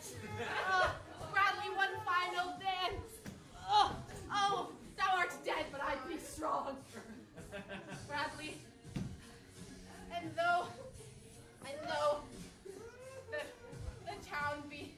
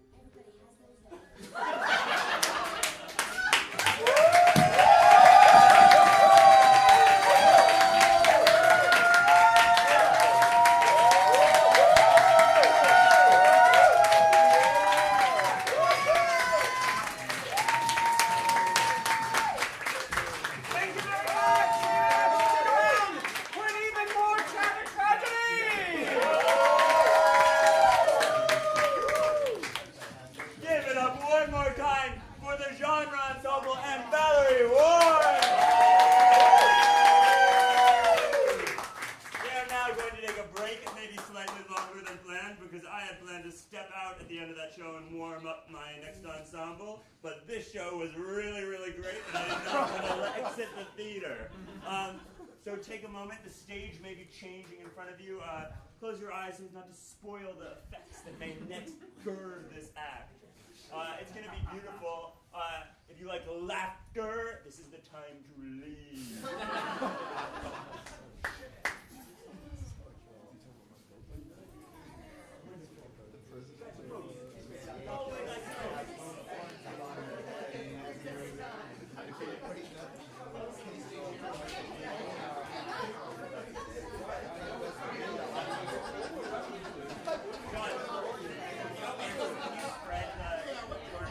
Upside down on the floor. It's behind the piano, and then you put one black box each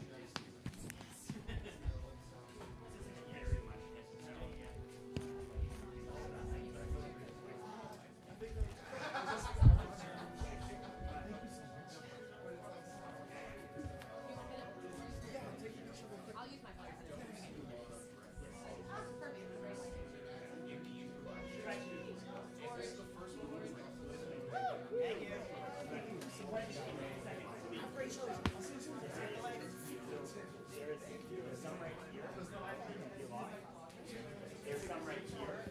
Careful just when you're sitting on this box. The way that you died 3 times.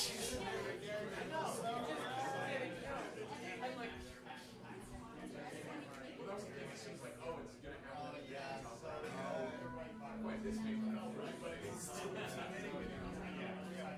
All right, see ya. Set up on this table.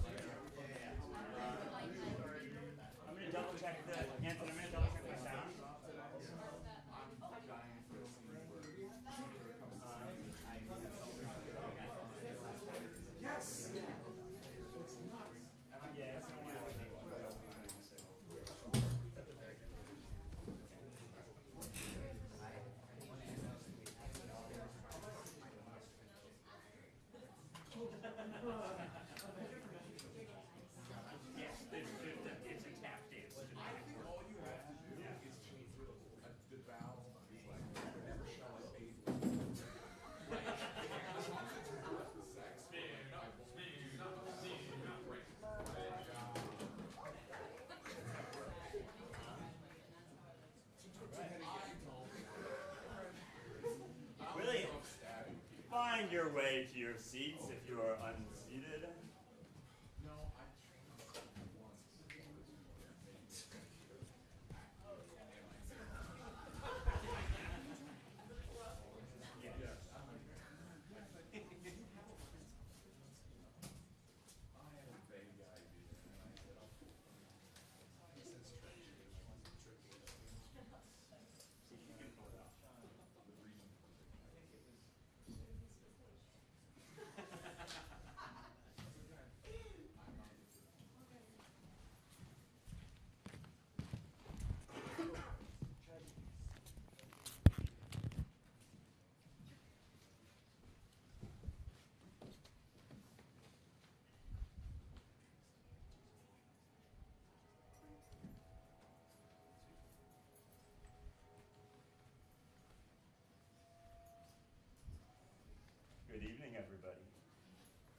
there be one more show this eve at the Unscripted Shakespeare Festival. I see a tremble in their face. Are they waiting for another member of the audience? I wish the door was closed, but Mary had closed. And there is no escape. All right. The next show that you did see is going to be a tragedy. If you do not want to see violence, there is the door. But if you want to see something beautiful, something that makes you lean forward in your seats, feel free, if not laughing, to emote with the show. If you see something happening that makes you oh or oh to gasp, and even if at the beginning give that energy to the show, we will welcome it, and it will increase the intensity of the show. And if at the beginning perhaps those gasps are feigned, they will quickly turn the other way. Beautiful. I can vouch for this show. I have seen it this morning.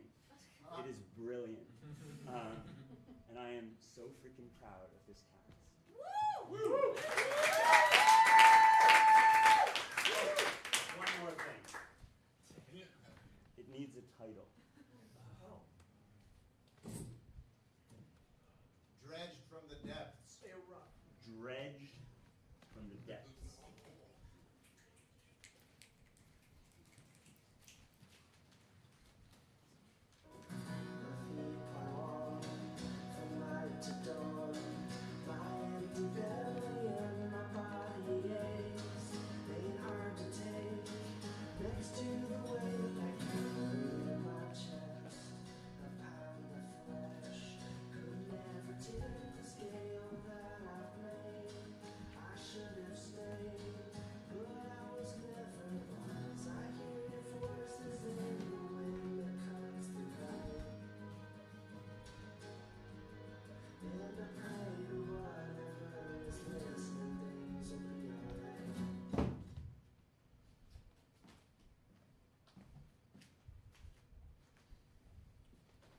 Sister, Yes, sister.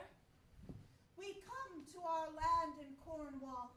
Oh, thy happy castle shall greet us after we have been home from gone to Rome for pilgrimage.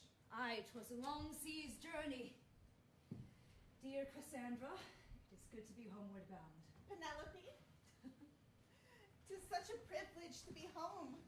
Oh, my sweet feather bed, I shall lie in it until I am dead. Oh, you and your sweet feather beds. 'Tis the only thing you think of, even when we are upon the battlefield. Well, there is better things to think about on the battlefield than beds, unless a handsome man or woman will warm me in it. Cassandra? Penelope, you look worried. Well, 'tis but been 7 years since we returned homewards. We'll all be as we left it. Well, it could be. I don't think much has changed. Are you worried about Violet? Oh, yes. When we left her, she was but a wee child of 11. Now she be a woman full grown, and we have no clue of her mettle. A third sister, the spare. She did go up without us, and I do worry, as you do, that she might not bend to our will, even though we be the Aye. older ones. Aye, as I bent towards your will, and she bent towards mine as a child, who's to say that this train of power shall be maintained? All bend my will, for I am the Queen of Cornwall. A queen long absent, that is. A queen long absent, for I was on queenly duties, and a crusade was necessary. Cassandra, you always think a crusade is necessary. Well, I am battle-born. You, gentle in heart, though you are fierce in sword, so you have two halves, make a whole. I am all battle, except for when I am in my bed, and then I am but gentle wooing. Aye, steel in your spine and fervor in your tongue. Fervor down below. not so base with your speaking. I am a lusty wench. And I do go to my kingdom, and I need to make heirs hence. You know it makes me uncomfortable.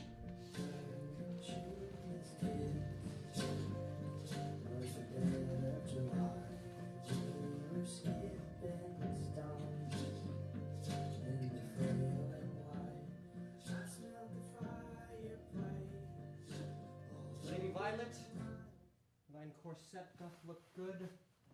Bring in the next executioned person.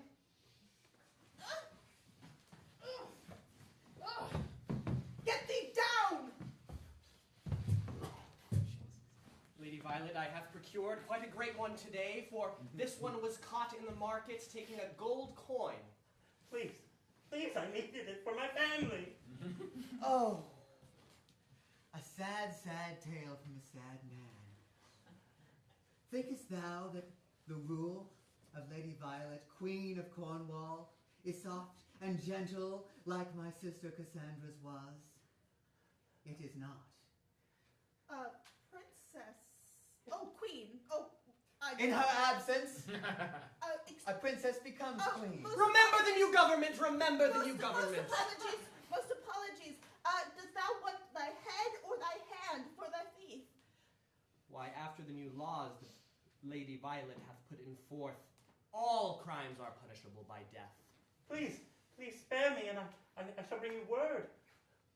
From the piers there were ships. Your sister has returned. Cassandra, the lusty one. Executioner, stay thy sword but a moment. Speak on. My sister, they say, has returned? She disembarked just the other day. Oh, then she shall find a different land than once ere she left. Lady Violet, I think it may be time. Oh, if but a week had passed before thou stayed thy foolish hand into another's pocket, perhaps thou would have been saved by my sister's gentle touch. What misfortune for you that it was today. Executioner, do thy deed. For thine crimes upon Lady Violet's kingdom.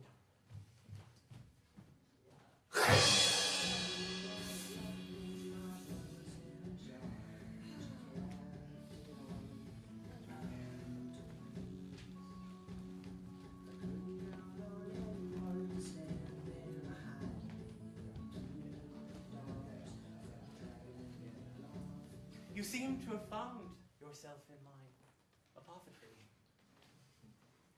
Notice the cobwebs. Notice the sea forces. Notice the clamshells. You might find it quite dark, dank, and scary, but I find it comforting. Down by the sea, the salty air weathers my skin, and my bones, they ache. But I live as people come and tell me their secrets. They tell me their lies. They tell me their wants and their needs. For I make them potions, and their deepest desires I put into motion.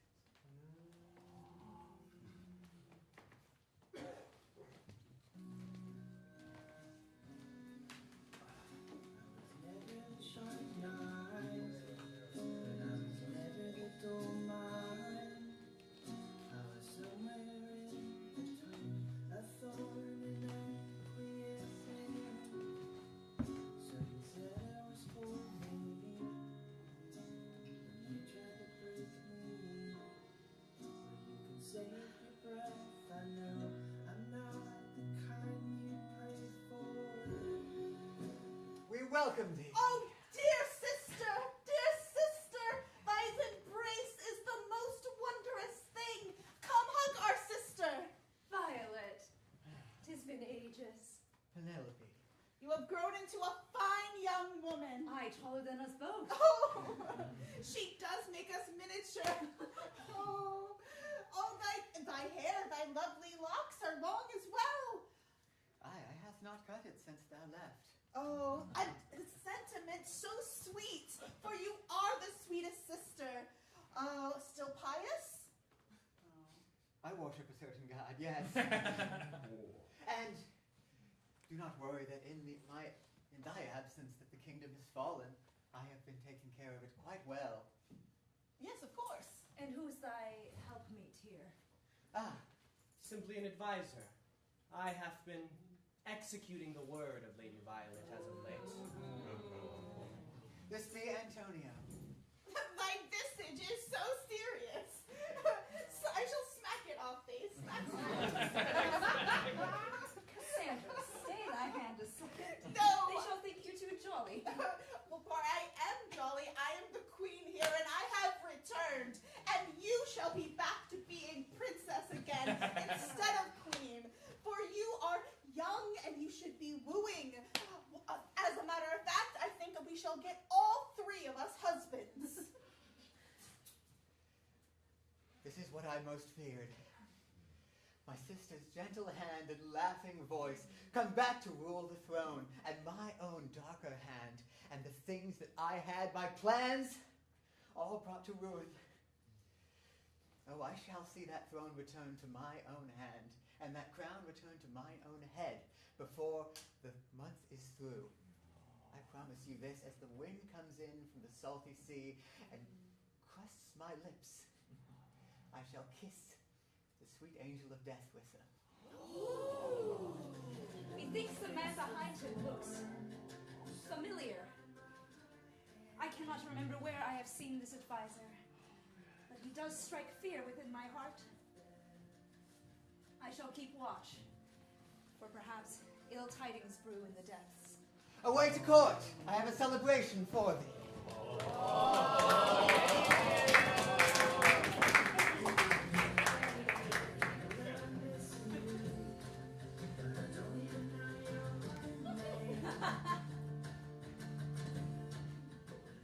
Dearest crone, I have come to thy apothecary, for I would like all my sisters to marry. A love potion is what you seek. A love potion, for everyone's mirth is low. It is most disturbing, so I wish them to be happy, like me. They are so frowned.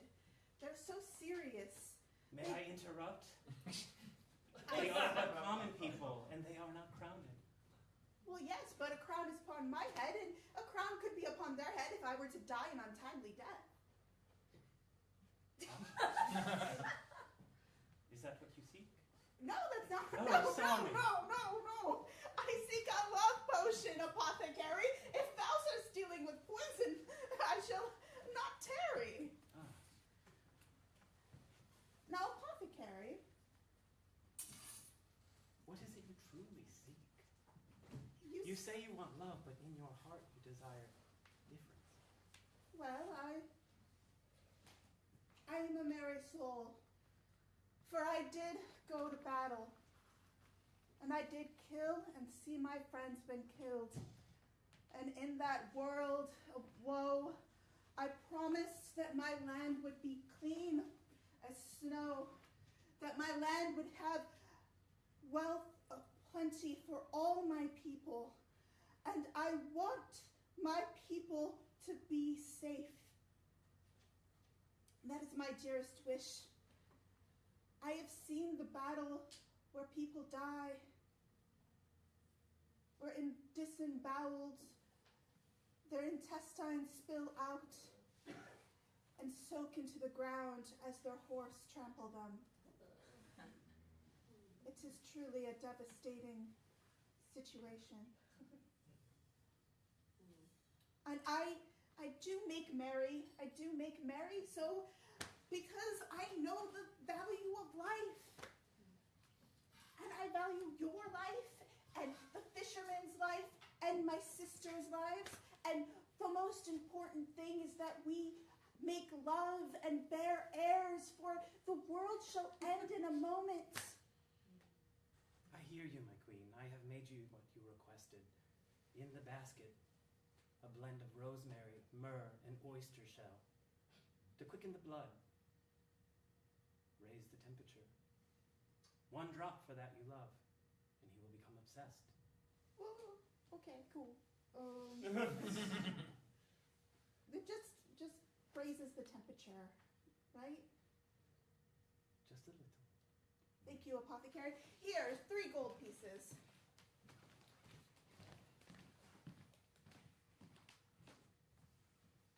Just a little.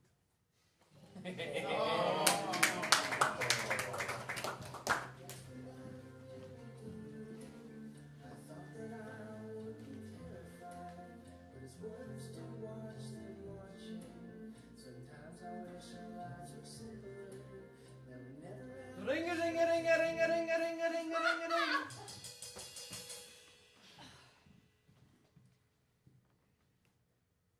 Penelope. Advisor Garrett. Nay, Antonio. Yet thou looks upon me and remembers that which I did wish to come here to tell you. Whoa. Sit, please.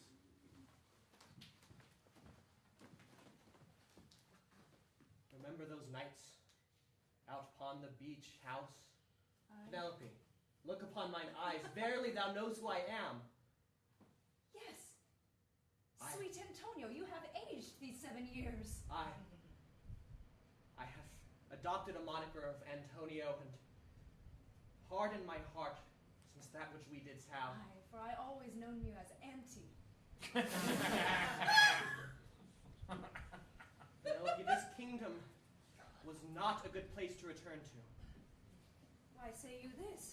For Cassandra has been making merry since we have returned. Cassandra, she makes merry through any rainstorm or any dust bowl. Aye, 'tis one of her greatest virtues as a commander, for she can always rally the troops. Penelope, look in the eyes of thine sister. What dost thou see? And not the jolly one. 'Tis a strange darkness. I did think it a passing fancy, to be quite honest. For 7 years can change a person, but she does be our sister dearest, who I did raise as a child. You did raise her, yet she seeks to kill thee. And she seeks to kill Cassandra. Surely not. Penelope, I ask thee now. I have enacted many, many murders upon this kingdom while thou wert in France, and yet we can escape. Adopt new names. Return to France wherever thee were. Please. How can I run when my duty is to my sister? Penelope, thine sister doth not have duty toward you. I swear this to be true. I have fought on the battlefield beside Cassandra. There I leave her now, to deal with this alone. Penelope, mine heart hath hardened, for it hath been without thee. I have killed and killed and killed in a kingdom without light, for I didst not see it before. And yet I look upon thee, and I am warmed. The blood doth return, and mine face doth crumble and crumble at those acts which I did perpetrate. Penelope, the world that thine sister Cassandra doth see is true, and yet it is not in this kingdom. You say you have killed. Aye. I too have slain on the battlefield. Numbers and numbers. But then we must fight for what is right here. If we flee, we leave darkness behind. Darkness is for the underside of rocks and for doors much closed. They are not places that we need to be. This kingdom carries no more value. Penelope, please. Penelope, please. Ask me not to do what I cannot. Rest here a while. Let me but speak to Cassandra. Penelope, I will not sit here and watch you die. Please, I beg thee, come with me. I beg thee. Let me speak to Cassandra. I promise that I trust her with my very heart. She will find us a way out of this. Speak with Cassandra. Do this indeed. And yet, if If it is not resolved, meet me on my steed. Aye, that I promise you.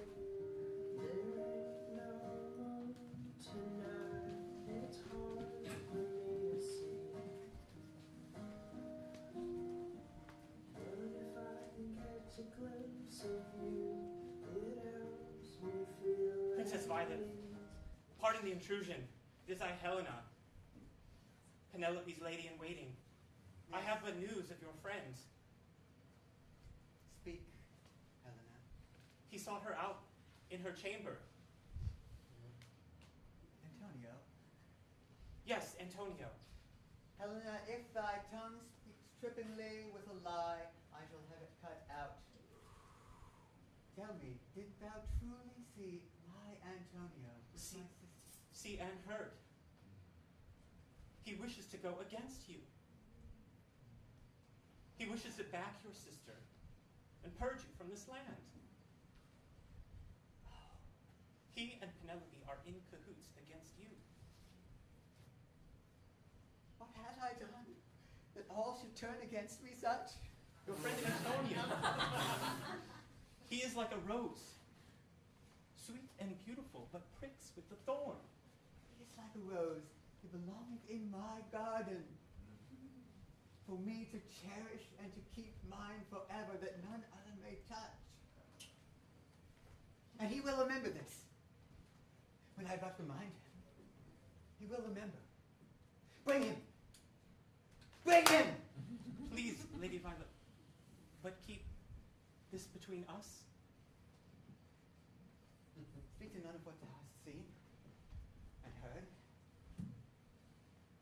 And yes, give thee thy life. Bring it, Antonio. As you wish.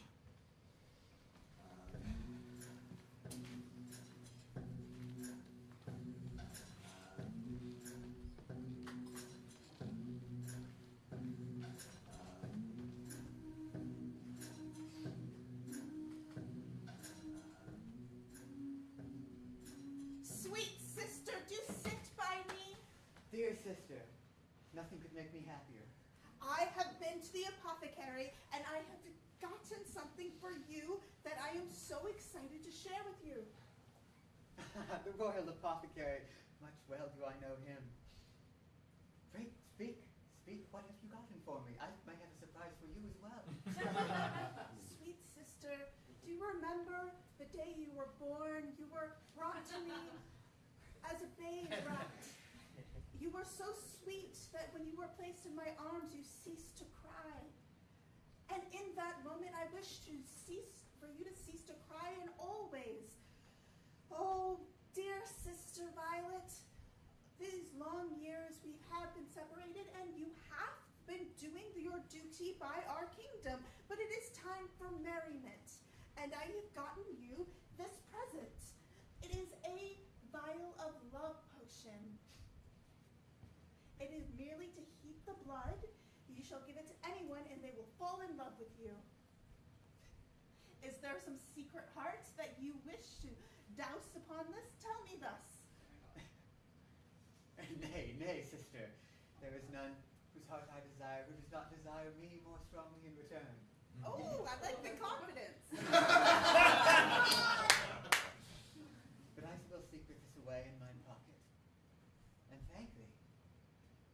Thou knowest not what boon you bestow upon me. I know what boon I bestow upon you, for you have been working years and years with toiling, tremulous, and I have seen the laws that you have made, and I have destroyed them. But yes, your laws were too harsh. You are a young woman, and you must rule with an iron fist. But yes. as an older, wiser woman, I know a velvet glove is what people need. Death for stealing a coin? That's outrageous. That death should be for the most serious crimes.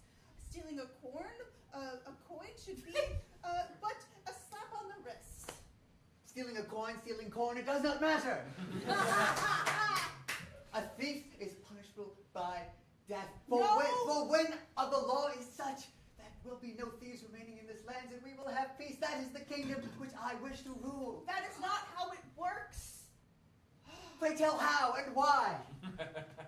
I know the wisdom within my heart. My heart beats like a riding stallion to see the blood spill of those who would turn our kingdom to ash with their misdeeds. I have made my decision, child.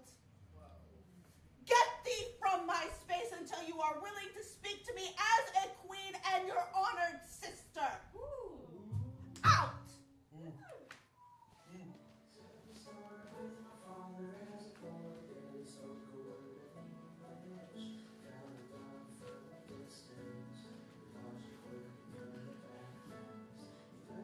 Antonio,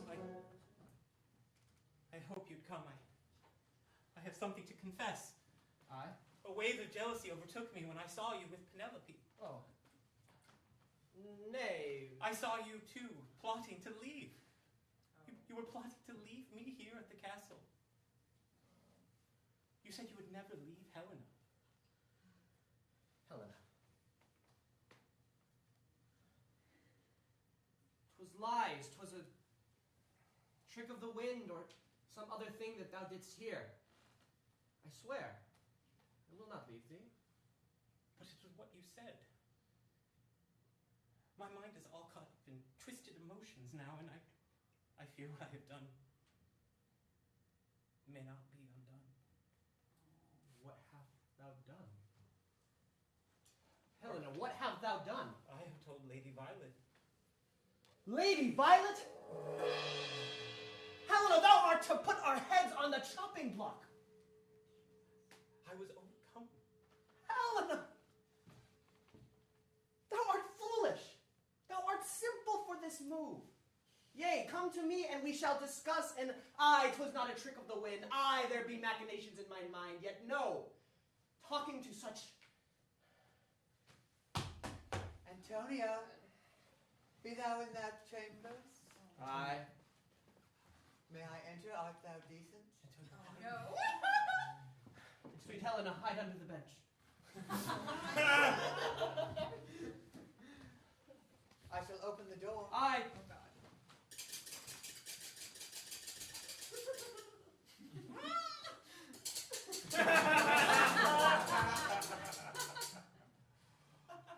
Lady Violet.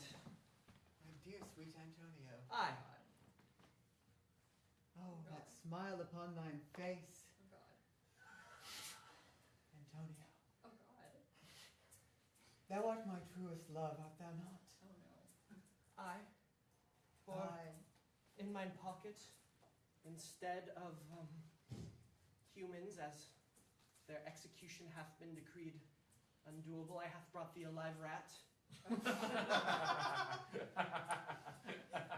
will have to be enough. I've missed this.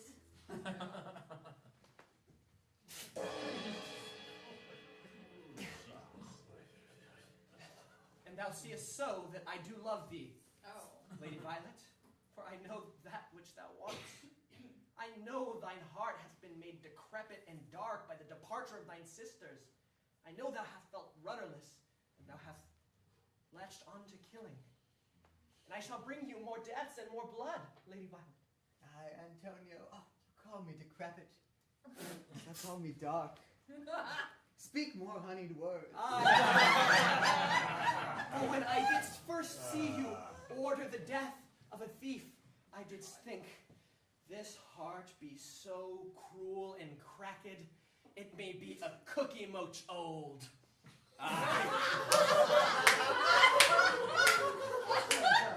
And when I did see you return to the execution ring, find a skull and stomp it thus, I didst think, thine thighs aren't so strong. I, Lady Violet, thine murderous and bloody tendencies do rouse me. Stay there upon thy knees. Oh. Oh, Antonio, thou speak such honeyed and golden words. Aye. But I do not know if I can trust them. Oh, such awful things that I have heard. Most likely from the mouths of liars. Aye. I did not give thee permission to stand. I choice before thee, Antonio. In my right hand, a dagger. In my left, a flask. Which of these shall go in thine throat?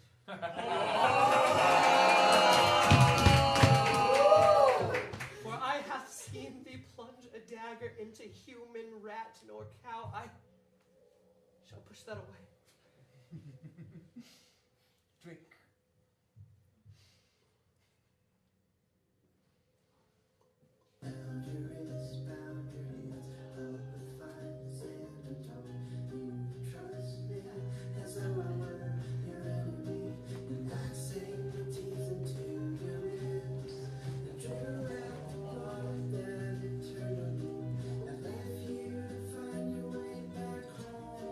Sweetest sister, I come bearing most dreadful news of treachery.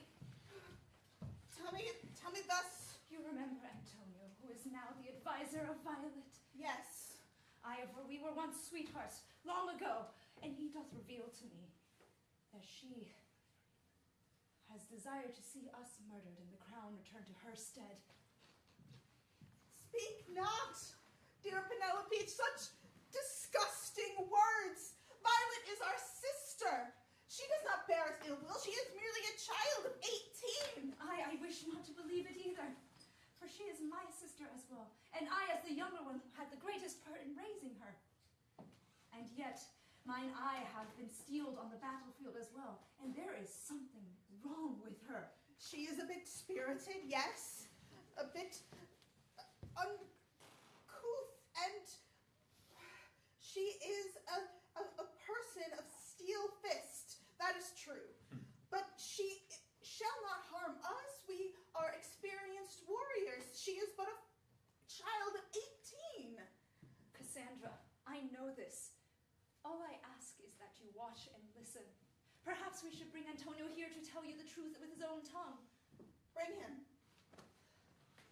Antonio, be you yonder? Aye. Antonio, share with my sister what you have but lately told me. He hath but recommended that we flee. But I said that you would know how to fix this. Of course. Now, please, Antonio, speak the truth. Is my fair sister Violet a villain? 'Tis a moment of truth that I must impart.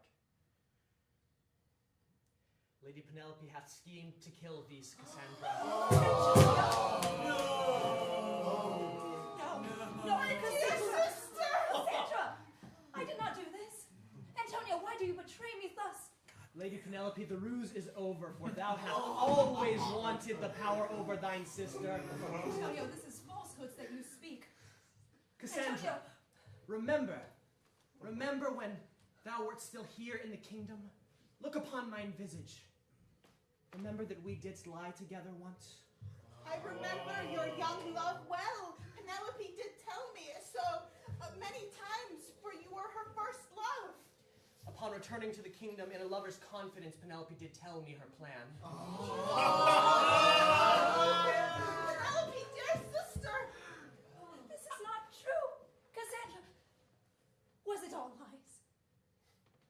That you recalled our childish love? I see now that 7 years apart have withered thy heart to a gallstone. Thou speaks such strong words, and yet thou art unnumbered in terms of siblings, Penelope. Lady Violet is not a villain. Lady Violet hath been acting hard to keep thou from being assassinated. There be many assassins running around in the kingdom, and we have executed many. Cassandra, it is Get not true! Get thee away from me! Villain, are you a villain? We have fought side by side for 7 years. Countless times I have saved your life, and you have saved mine. Does the word of one man drive this stake between us? That is true. It is but a man. Antonio, what proof have you that Penelope is villainous? I have testimony of Lady Violet, and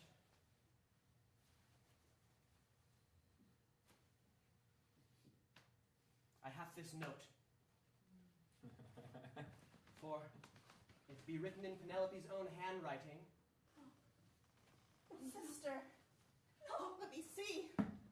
No. Thou plots to kill me. 'Tis lies. 'Tis all lies. Cassandra, I have grown quite large, and I have grown quite strong, and I have risen to the executioner of this kingdom. I will have no man execute my sister! I will kill her myself! Sister! You were raised with me. Children's, we ran together. Children, we fought together. In the enemy of the wars, you are my dearest heart. 'Tis lies. 'Tis lies. I promise, sister. Heavy is the head that wears the crown, for it is always on the mend that someone shall seek my end. Please, sister. I beg thee. For our years. Your Of face sisterhood. is so sweet. Your voice is so sweet. When I was near death in the Holy Land, you did hold my hand and set my arm, though it be broken. And now you break my heart.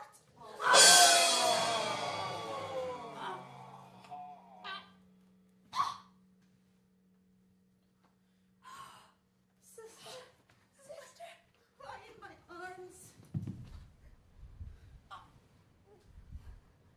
Be safe, sister. I am safe now that you are dead.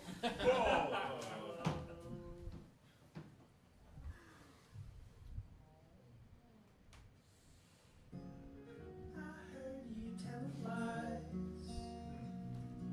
I heard you say you weren't born of a blood. I know you couldn't come, but you couldn't too. Boy, you Oh, Lady Penelope, what have I done? For it was I who wrote the letter.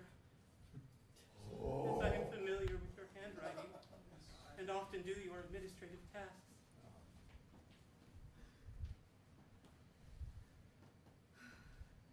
Every day I shall go to Temple of Poseidon and beg for forgiveness. For what I have done is unforgivable. I have seeped poison into this house.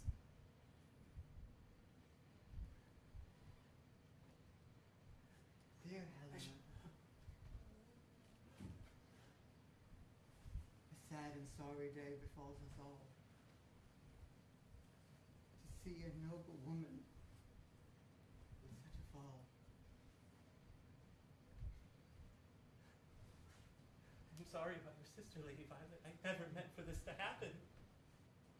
Right and wrong have always been so clear to me. Not to others, but to I, yes. Some speak of shades of morality. None exist. There is good and there is evil. She was evil. And Helena, sweet Helena, who has lied, who has forged, who has betrayed a trust, thou fall upon the wrong side of heaven's grace. Lady Violet, Oh, Helena, let grace take me quickly, for I have sinned. and I forgive thee.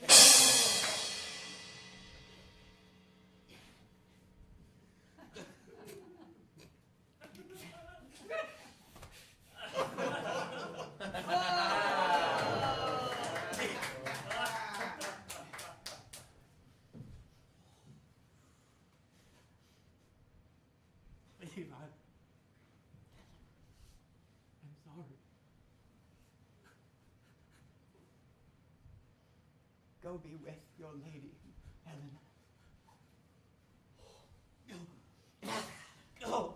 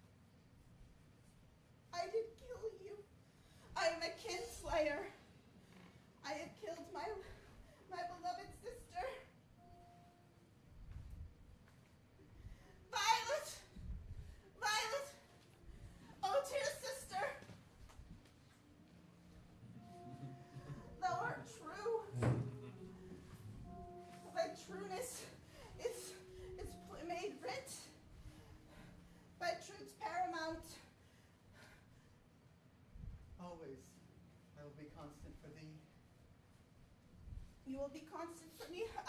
I must tell you, Sit. Your older sister Penelope did plot to murder me. I know it is shocking for such an innocent brow as you to think that such villainy can come from within a family.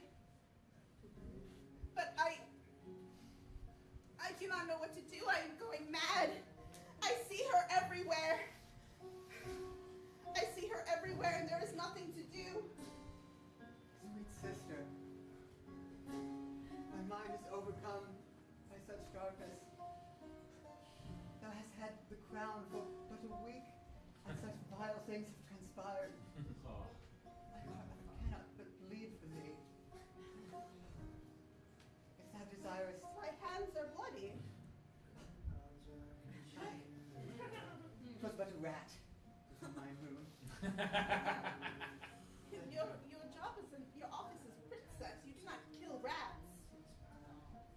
It scurried across my desk, and a dagger I had at my hip. It was but a moment's action. Let us speak of it no longer. Sister, if thy head feels too heavy with the crown, I would bear it but a moment longer. No, you shall not. I am queen. I have killed in the name of the law, and I shall continue in the name of the law. You are princess. Thou hast killed in the name of the law. Yes. Thou sees it now. Dost Because thou she not? was going to murder me. She was not guilty of coinery or thieves. The truth is like a light from deepest dark that comes from briny depths to surface now. You see the truth, that evil must be punished. And the only punishment that stoppeth evil for good is death. Thou see it, I can see it in thine eyes. The words are messy, like thine hands.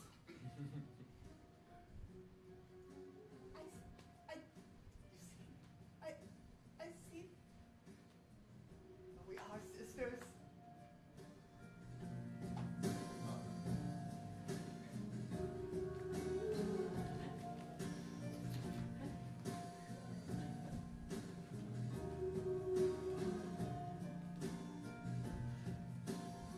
Eerie peace, the ocean-bring breeze, calm on the shore, but in the castle there are crashes. What can I do for you? I have been sent here on a mission. There be some knaves who do threaten the crown, and so I do request poison. Poison. And tell me how you plan to do this trick. I shall convince the knaves that it be but a benign drink. Nay, shackle them, force their mouths open, and pile it down. Might I suggest then arsenic? Straight in the gullet, the bottle will do. Use it quickly in your dreams. Will come true.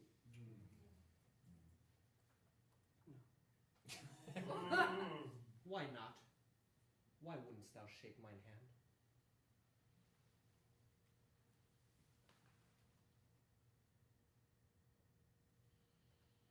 Do as you wish.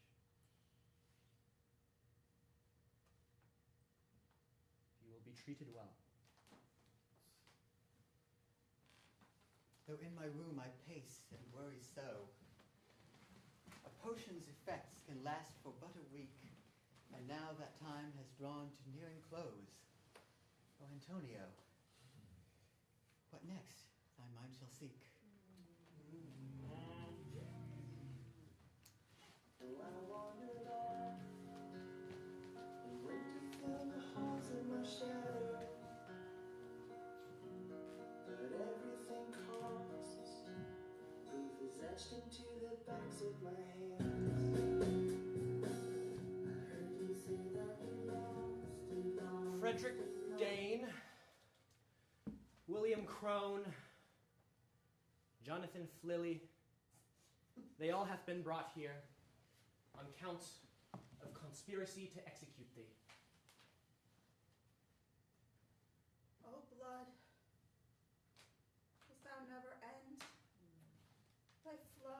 continues on and on. Aye. For thou hast seen the light. I see it in thine eyes, I- Queen Cassandra. I've not seen the light. These men are merely talking bad about the crown. They do not deserve to die. They seek to kill thee, Lady Cassandra. Everyone seeks to kill me. Do you seek to kill me? Do you seek to kill me? Never. Never. Do you seek to kill me?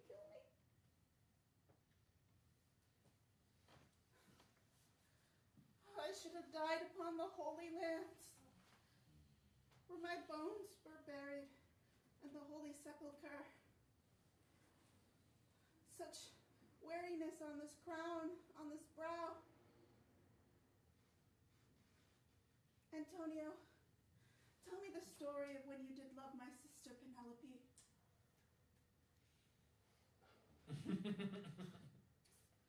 Tell a story of when she was youthful and fair and had no darkness in her heart. I shall reach back to try to remember, though my mind doth work against me.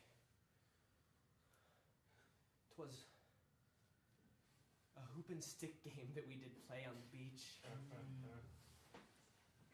I didst not know that she was of royal blood, and yet I approached. Foolhardy as I was, I did say that she was doing it wrong. Nay, for she did better than I. I grabbed the stick from her hand, and in that moment that I can feel now, we were one. We were one. Penelope and I.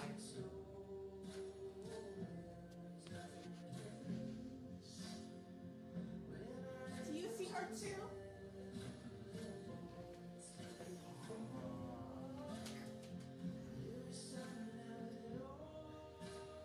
She cannot touch you.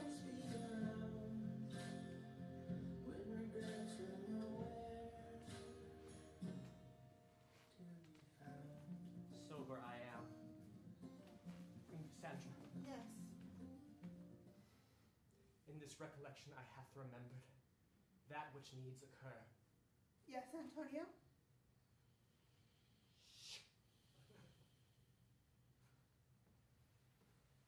Antonio, do not. Thou art foul. What is the meaning of this, Antonio? Thou lovest me. Remember thou lovest me. Thou art beyond foul. Antonio. Lady Violet, how many did I kill for thee? It is beyond my counting. No. Lady Violet, look at me. Thou hast let thine decrepit heart creep into mine own, and let me forsake those who which I did love. What is this? Is Violet the villain? Was fair Penelope? Nay, he has gone mad. Strike him down. Penelope was innocent. Rest, Queen Cassandra, for I thought I hath been serving this kingdom, and yet this be my first act.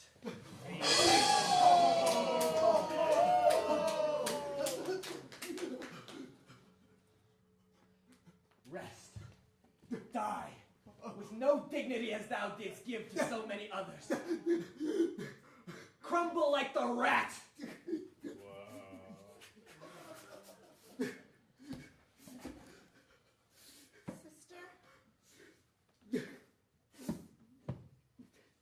Sister? Come to... Yes. I know thou didst see it. The light. Though I might die. See that truth lives on in this kingdom. Death. I had but almost purified it. Continue on my work. For I love thee.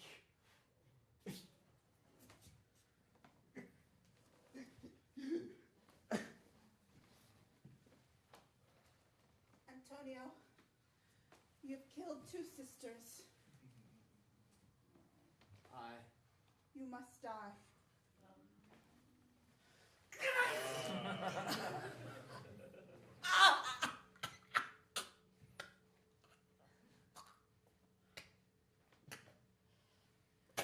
I did want the marriage bed for my sisters, and now they are on a bed of earth.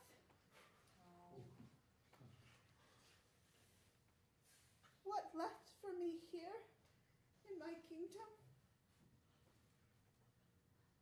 No happy poison?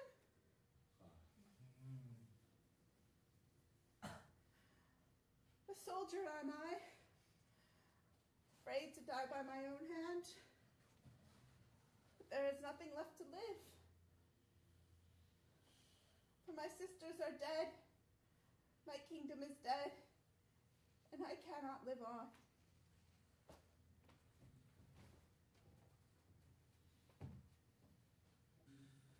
Well, some of us will be revered and some forgotten, and some of us will sleep out in the rain, and some of us will die lonely, and others in grace and warmth. But in the end, we all go the same. And some of us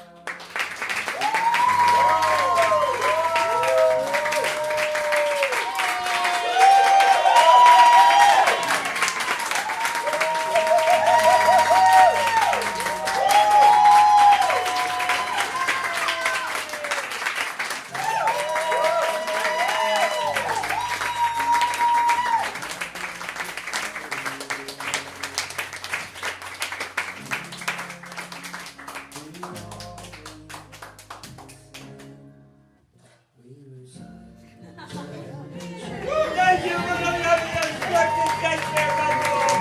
Give it up one more time for our tragedy cast.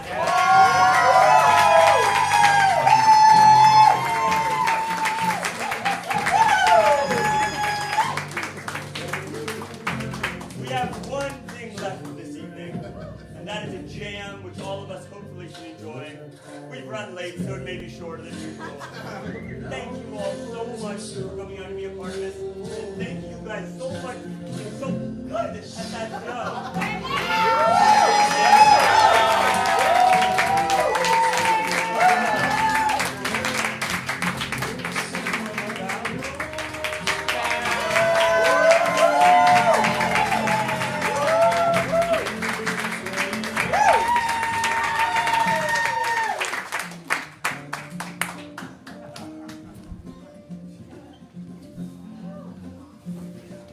Before you guys leave, let's get a photo with you and the money. Wait, and we're taking a photo.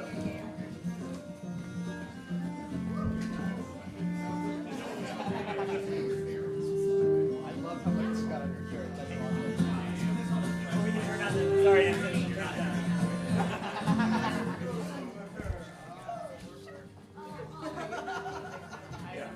I have one more device.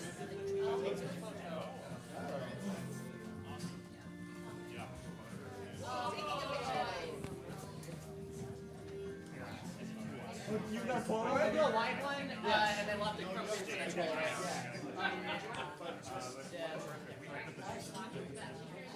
Nancy, why don't you let my dad do the Polaroid? It'll take a little longer, but it'll.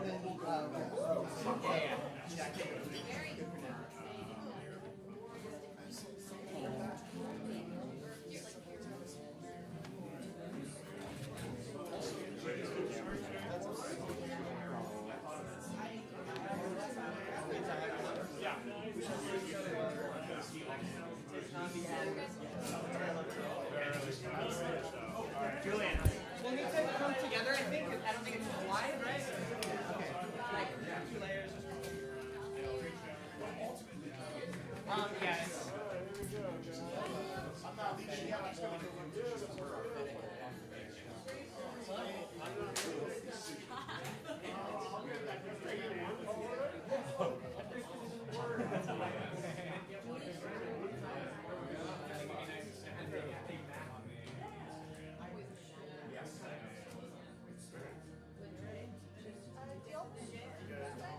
Yeah, wait, can we get one on the other way?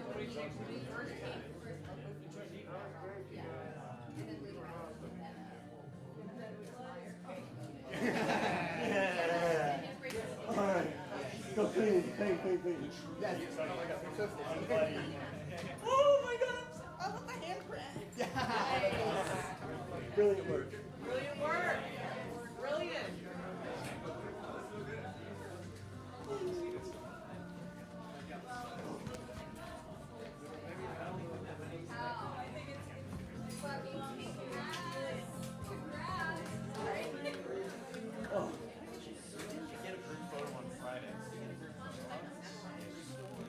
Okay, it's 10:07, so we want to jam. We should start soon. We're just going to steal the Get your photos, yeah. Get your photos with your ensembles and stuff if you haven't already.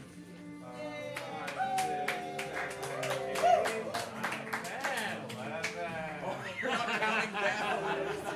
I'm sure one of the active counting, shooting on an 8 count. A 5, 6, 7, 8. Cheese.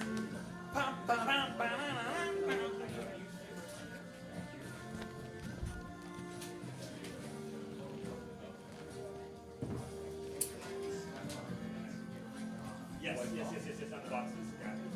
There was some blood secreted on the boxes.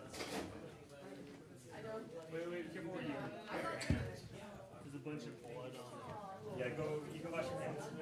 Where it's on this corner? Yeah, I think so. Yeah. Is there on this number next week, or is the bench here? Bench is clean.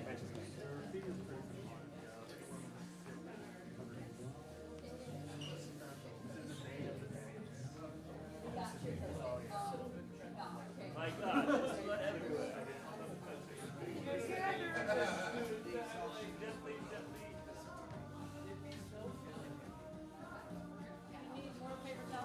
Yeah, there's more in the bathroom. Maybe that would be nice.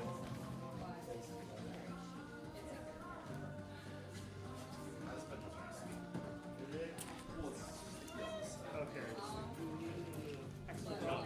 Impression is brilliant. I'm going to be producing an impression show in back to college. And I have a question that I'm going to ask you about. It was awesome to see what you were, like the choices you were making. Really inspiring. There's a ton of blood left, bro. Steven, thank you so much. My God, you killed it in that show. Really, really great. Oh. Oops. That's still very bloody. I was in there like, how do I tell Steven that?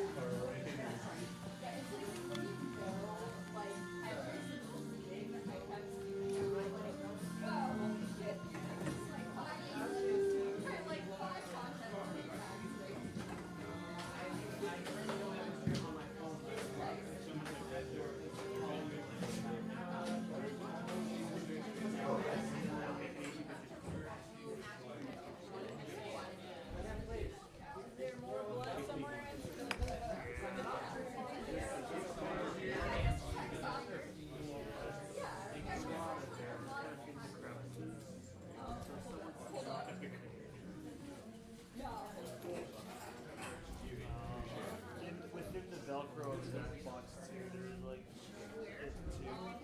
So like there's Velcro on the box, or here's also still. Yes.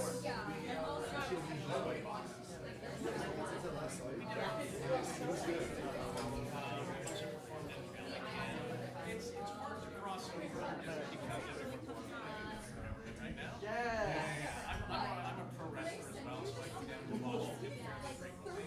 And like, so I was just like, hey, Is there anywhere else besides here? yeah. Because like the drawing.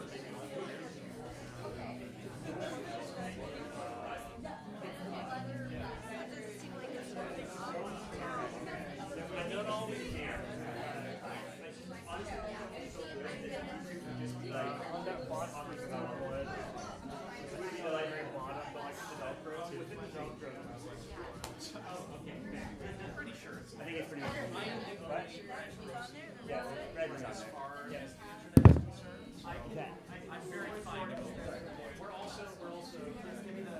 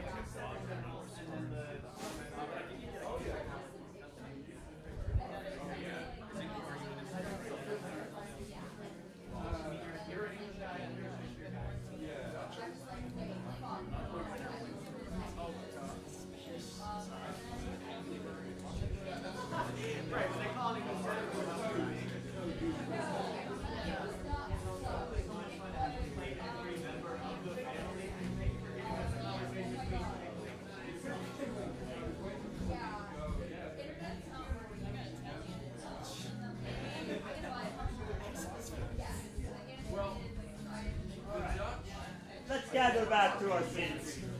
See what we can have fun.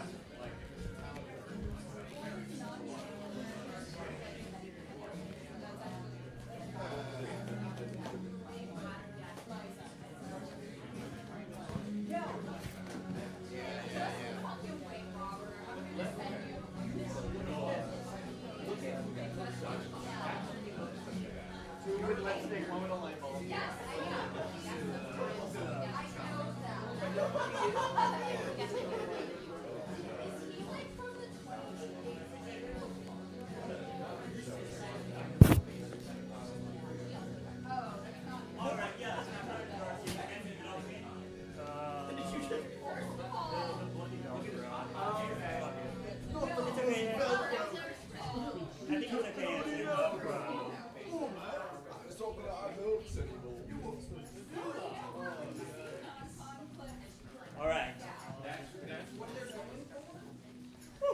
Let's stop the song music. Yeah.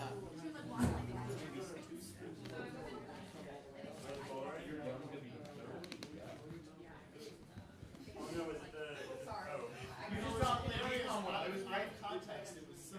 It came out, but it didn't really love it. I see. She thinks someone's attractive. I think he looks very on. He's not. He's not. He's absolutely not. He's a fictional being, and just because he has a good voice actor, we're like, what's sexy is No, but it's more than that. No, like realistically. Yes, realistically. I'm not.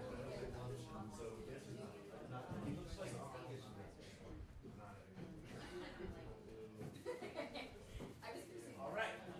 Anson, resetting up on the blood. You can start the jam. I'll just. This jam may involve one member of the show who's often cleaning in the background. Wonderful. So, if you're seated not in the front row, why don't you come forward so that you have easy access to the stage for this jam?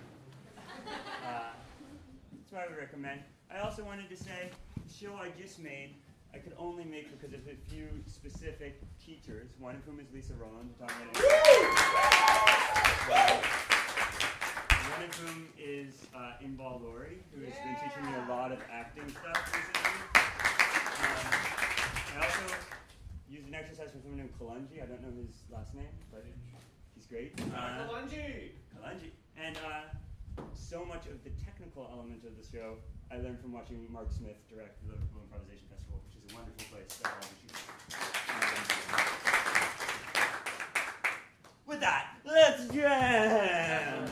Okay, for those of you who jammed last night, you're familiar with the vibe. Yeah. Although each vibe is different.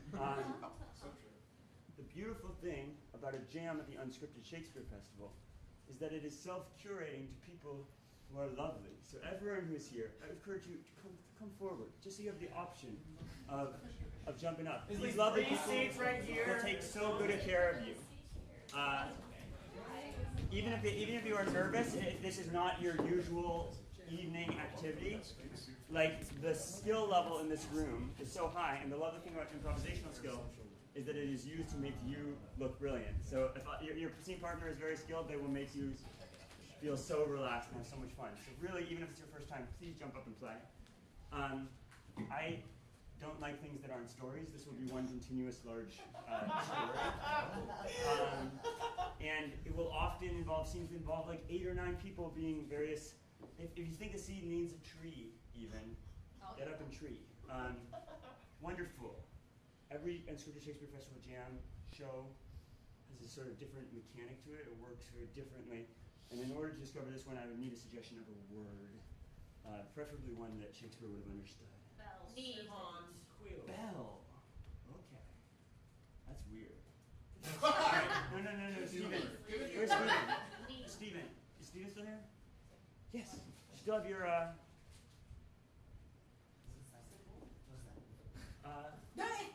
do you still have your, Spatula?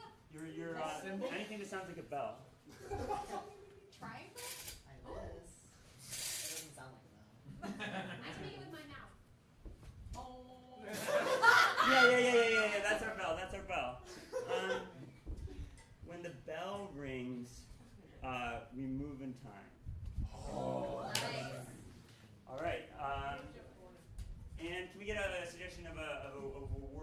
actually, let's start with a monologue from an old clock keeper discussing the last. Long I've kept the clock, and every second where it lands. But lately, in my hands, the gears have skipped their teeth. They're gnarled now with cares I couldn't clean.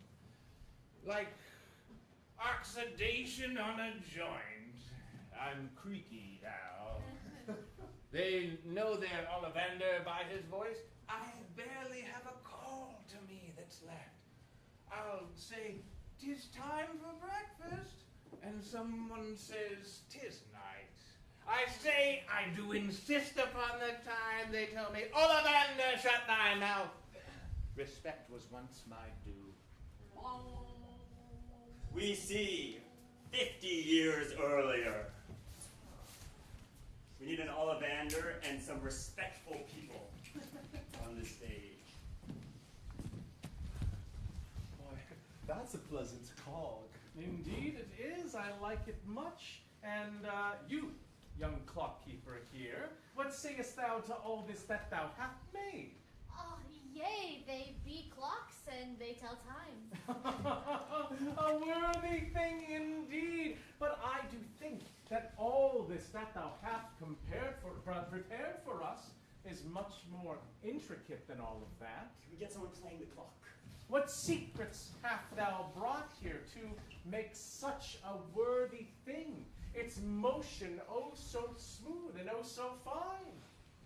Yea, for time be fickle, though it be so straight. And yet a clock may maintain its consistent gait. For every second that do pass, I fear I grow older, and yet this burden I dare not shoulder. For youth do become my countenance so, and time every second may grow and grow and grow. He thinks he's old, yet look on him, a young wee springling thing. And yet, my friend, what thinkst thou of all this? These steel hands could march 1,000 journeys round this beautifully wrought face, and no damage would come to such an excellent man who we all are proud to have stand out above us and so declare the time. And when that bell rings, all things are in order. Indeed. All things are fine. We move 3 months later to the springtime. Can I have someone play Ollivander's love? And someone else play a different character who has not been named yet. You haven't fallen in love with Ollivander yet. You're arriving to the town. It is important that my lands be known not just for our quarries or for our fertile plains, but for our knowledge, for my stewardship of the scientific minds. For I am Lord Windsor, and I would see that you do my work. You are new here. I am new here, Lord Windsor. I be but a humble doctor of math and science that doth come to thy land, for I have heard thy call for science in thy lands, and I do answer it. Yes, Dr. Bertram, I called for thee specifically. Yes. For I do seek out those of great minds to bolster my lands and my great name, and my sons' names, and my sons' sons' names. Well, I would fain tutor them if thou hast sons. You run a pace, good sir, but I suspect you may have some potion or powder that may aid me in such matters. A thinking potion? A thinking Nay, powder? sir, a powder for one's other head, for between you, a man of medicine, and myself, things do not go sprightly with the wife. I can't speak of such things, for I do have such a preparation here in my traveling bag, for it is a matter that I am much called upon. Takest thou this powder blue, and thy lower head shall know what to do. A man of science always keep near one's head, and it shall make a happy marital bed. We have an Ollivander, a different person, enter a well-made shop. Oh, indeed, for this shop here is none like I have seen back home. Yea, I have come from oh so far. Look how this statue sits. Oh, and yet it moves.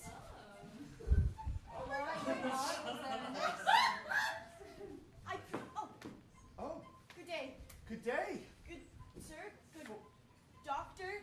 Good doctor, thou recognizeth my long wizard sleeves and hat that doth sit upon mine head like a fluffed pillow that doth declaim me as a doctor newly minted. Nay, I did not notice that. For merely I knew it, for I thought this was your shop. Oh. Or for these things I see as well. I just meant that in seeking a doctor's shop, that I would find a doctor. And here thou art. Here I do be. For I can't prepare thee on aught that thou dost wish. I have many a machine that doth bubble and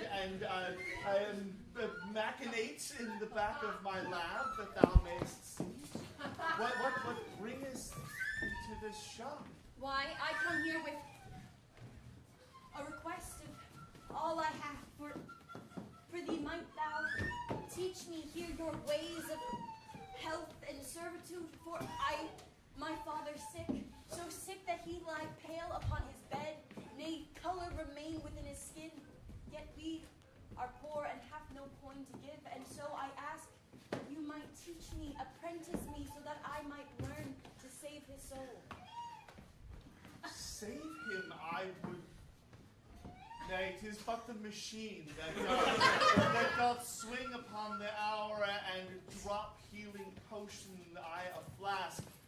'Tis the very butterfly's wing that it doth call and extract its liqueur into it, that all may be healed by its simple task. Sweet friend, thou doth make a request so fine that I canst only but say yes to both saving thy father now, 'tis true, but in taking thee as mine apprentice, I would but do. Oh, I thank thee much, for all my heart I give, for ne'er have I felt such kindness from any man. I thank thee, and I shall be your apprentice for ere as long you need. Gertrude is my name, and forever I hope that we shall remain. For this love, perhaps for Ollivander's heart, came not from that of lust, but instead did come from admiration true. Yet time does change a man. Might we jump 10 years later and see what state Ollivander is in?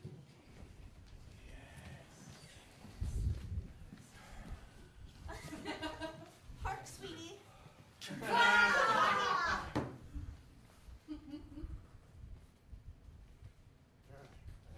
hear thy words. Speak Oh, unto me.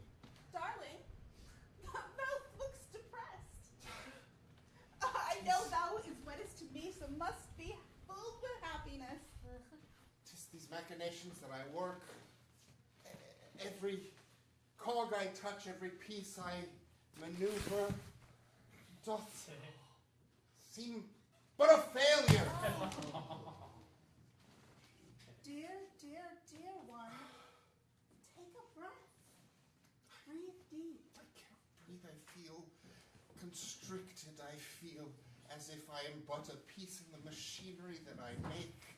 And yet, I work, toil and work, and nothing shall come of it but scrap.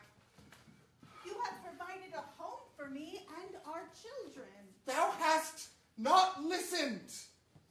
I do not have interest in thee anymore. I find my time consumed. Does thou love someone else?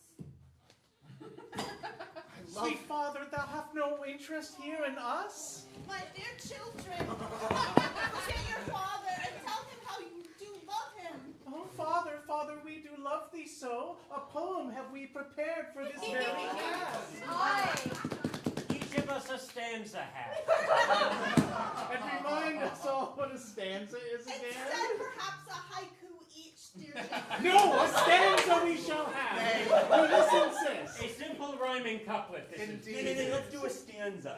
This will be a sonnet. So each one of you is going to take a quatrain, final couplet. Yeah! Or which would you prefer? Which order, Alana? Which would you rather do? Final I would couplet or prefer quatrain? a couplet. Right, you're the final couplet. Quatrain, couplet. Do you guys all know the sonnet structure? Yes. And I shall cheer you on. Sweet father, we adore thee oh so well, for thou had kept us here so very safe. And thus you save us, make this heaven not hell, and we find thee a pure image here of grace. Oh, Father, I have lived my life in joy there looking up at thee, for thou art all more godly in your noble help, for thou art truly all that I do long to be.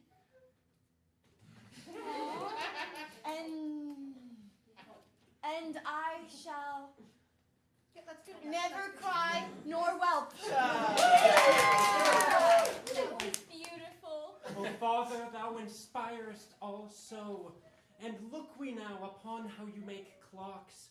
For in our youth we think it even so, that youthfulness we loveth our TikToks.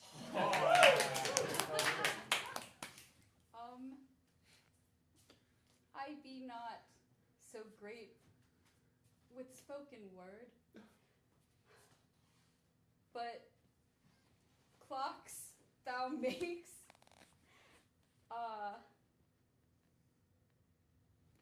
May they be ever heard. Thank thee. Tis beautiful, my children. Your children, and would you leave us thus for some harlot's embrace? Father? Nay, tis not for another woman nor no other soul. Nay, you know it is for time. Though they not see me here, thou canst feel me beating in thy chest, Father? running ever onward. Father? Children, thy words are beautiful, but thou hast found nothing. There's no purchase to be found in a man with no heart. Words fly on the wind, what is left is only time. Father, we can find your heart, perhaps? Thou canst not. It belongs only to the moving of time. Lysander, are you going to leave us? Ollivander. Ollivander, are you going to leave us? They know not your name. I know your name. Father, if from us, your children, thou should wish to be free, then thou hast now made here 4 enemy. You need to pay my allowance. Alright. When I ask a favor of thee, wouldst thou age each of these 4 children and let us know what happens over the next 15 years? 15 years.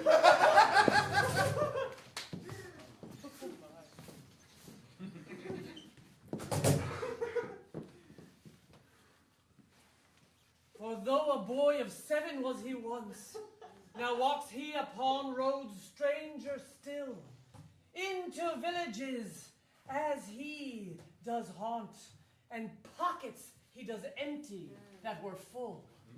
Yea, shame does rest upon him, though he know not morality, nay, doth trip upon his toe. What be his name? Be it Ollivander Jr. And she of only 5 did grow to be the grandest beauty, yea, this county hath.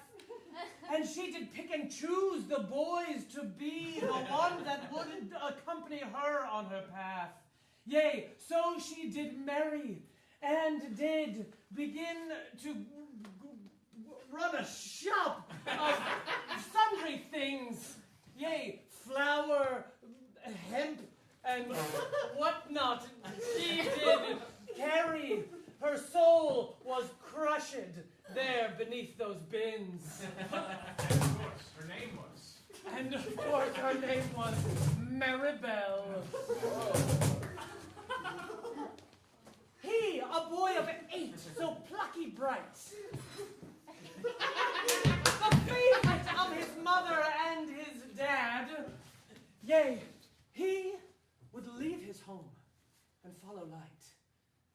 Adventures, yea, upon the sea he had.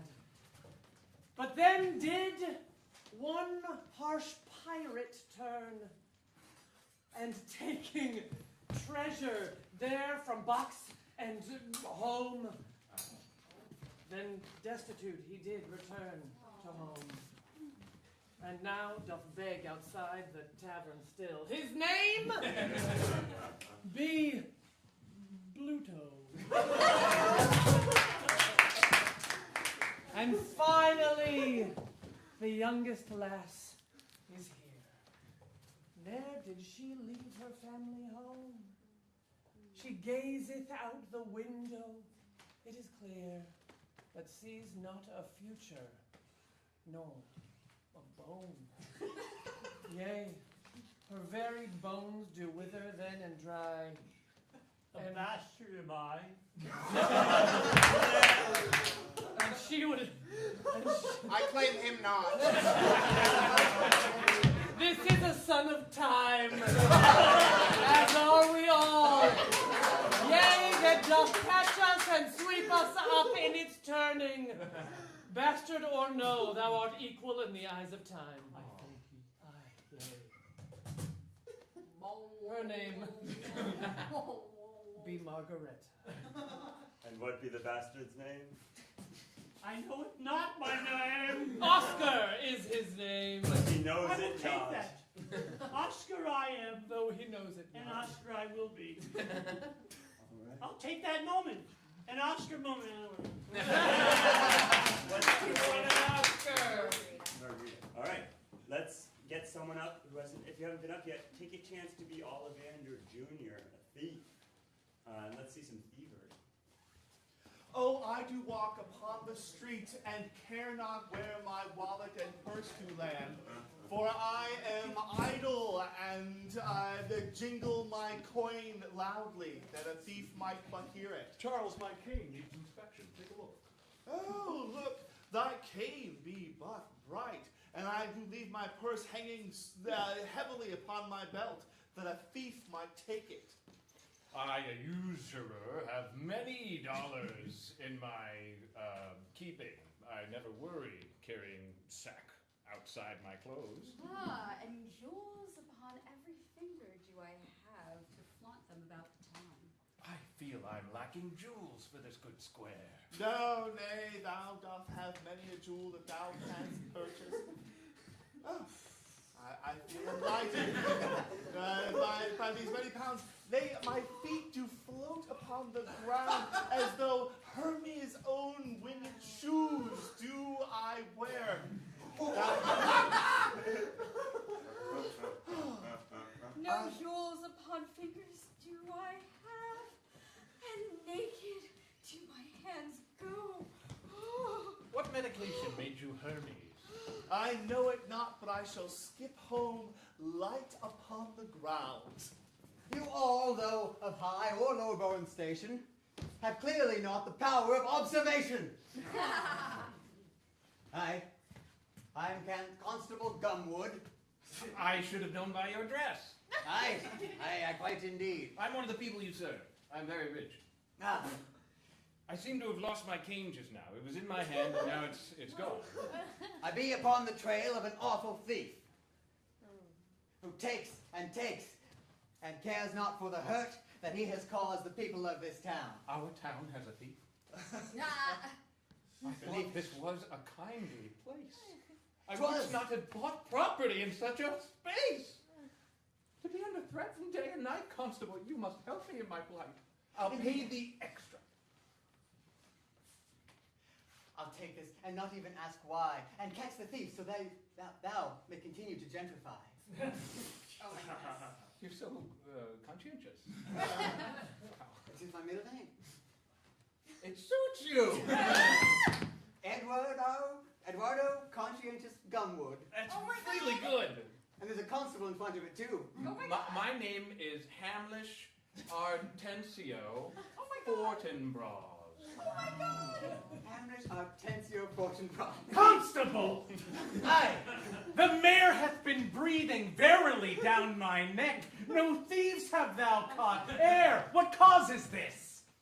I stalk upon the streets both to and fro, and yet no matter which way I do go, the thief is not there to be found. Thy badge and bludgeon, I do wish these both. If you shall not here find this thief forthwith, for if the rich folk of this town are mad, and they then make themselves hence from this place, what taxes shall we have for our constables to be paid?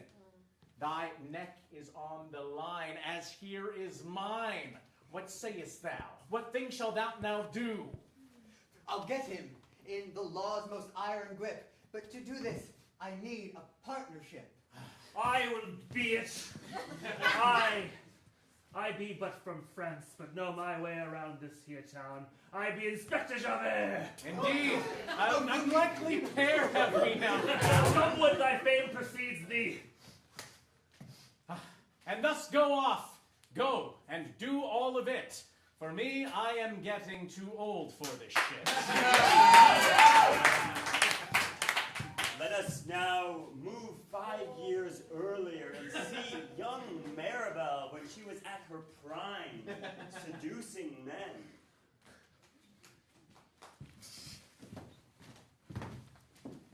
Good day.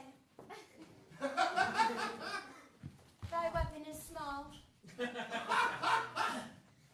Oh, foul words cut my heart like a knife. I must have. And yet I want thee not, so I prithee leave me now alone. Lady Mirabelle, thine eyes infect me, and thy glitter makes me pour with love. Why, if you are so poor with love, then you have no coin to give. Lady Maribel, Lady Maribel, my sword be short, but oh, I know how to use it.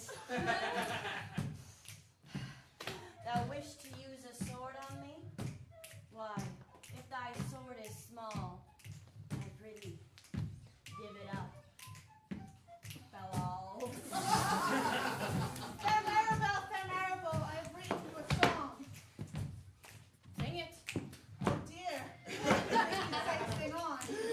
Fair Maribel, I do suggest that you seduce me, for I am a deuce. And what is that?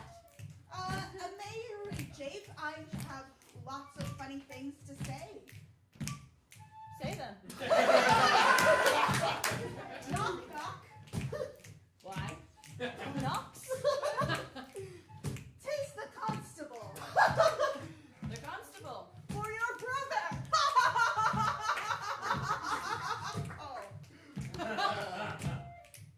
Was there a joke in that? If you knew your brother. I know my brother, and he would not be caught, and so I shall not let myself be caught the same. Now go before I set your house aflame. And you?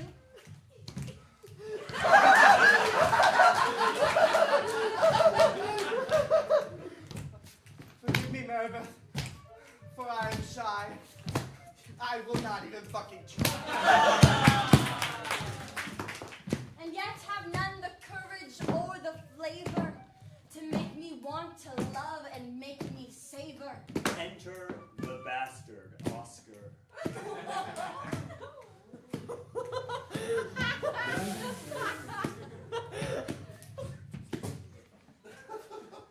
Hey, lovely lady. Good day, good sir. What wish you entreat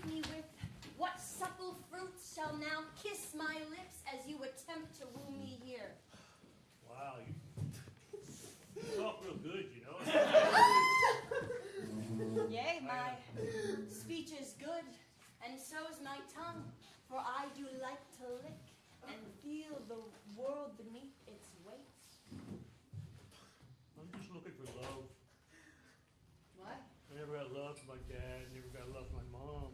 Oh. You speak My so. brothers and sisters used to beat me up every day. But this, he speaks so plain, makes not remarks at me or my beauty or my name. Why? For simply he doth dump his traumas on me.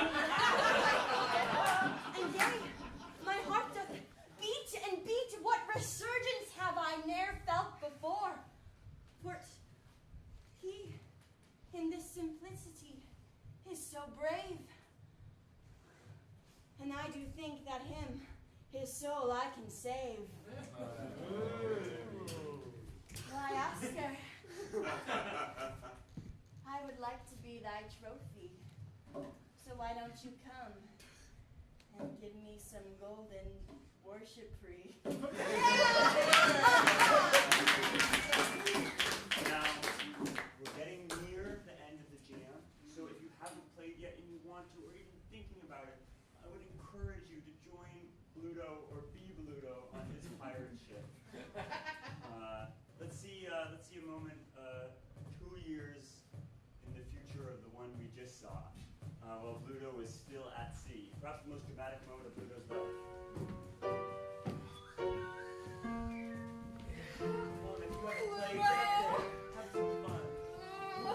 We're not gonna make it. I've tied myself to the pole on the ship. I would that thou wouldst work the ship instead. Cut these waves! Oh. I don't fall overboard! Oh! The ship be rocking to and fro! Bruno, tie thyself, please! I'm pretty! Fair Bruno, sailor, careful! our Captain Morgan hath found himself trapped. And Nay, I'm not be trapped! then thee, sweet Pluto, you should take the lead, for we have followed you ere all this time. Aye, show us how a captain's work is done. You fools! Tie yourselves to the ship! The waves are too strong! I canst not, Captain. Now that thou must see, in tied up, thou hast tied thine own mutiny. Captain, all the rest of sailors come. For we shall follow thee from moon to setting sun. I'll take thy hat, Captain. Thank thee. Traitors, the lot of you. I've kept you safe. I've killed for you. Send him to the bottom of David Jones' locker, ye! Off the plank! Off the plank! I don't like you! And so a wave doth take Captain away, and I, thy new captain, forever stay. What first shall we do, Captain? To what port do we sail? We'll sail on back to home, for there I know we hath a father there that I will have my vengeance on. Aye, Captain, we shall prepare for war. For the pirate's flag we now sail, and thus towards your father's home we all of us will assail. An albatross, an albatross, an albatross! 'Tis a good omen, methinks! Onwards to our home! I'm gonna shoot that albatross right there! Thou mistake! And may 28 years this ship be tempest-tossed. Away! Away! We have one final scene, one final chance to play.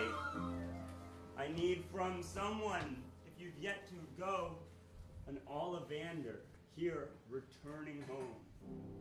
Woo!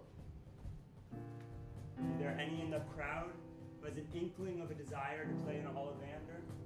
An aged man, the one we saw at the start? Hold it in thy heart, it will be gentle, and you will be taken care of. Odd sound? Yeah! Yes! An Ollivander does return. It's those of you who remember Margarita, now 50-something, awaits him.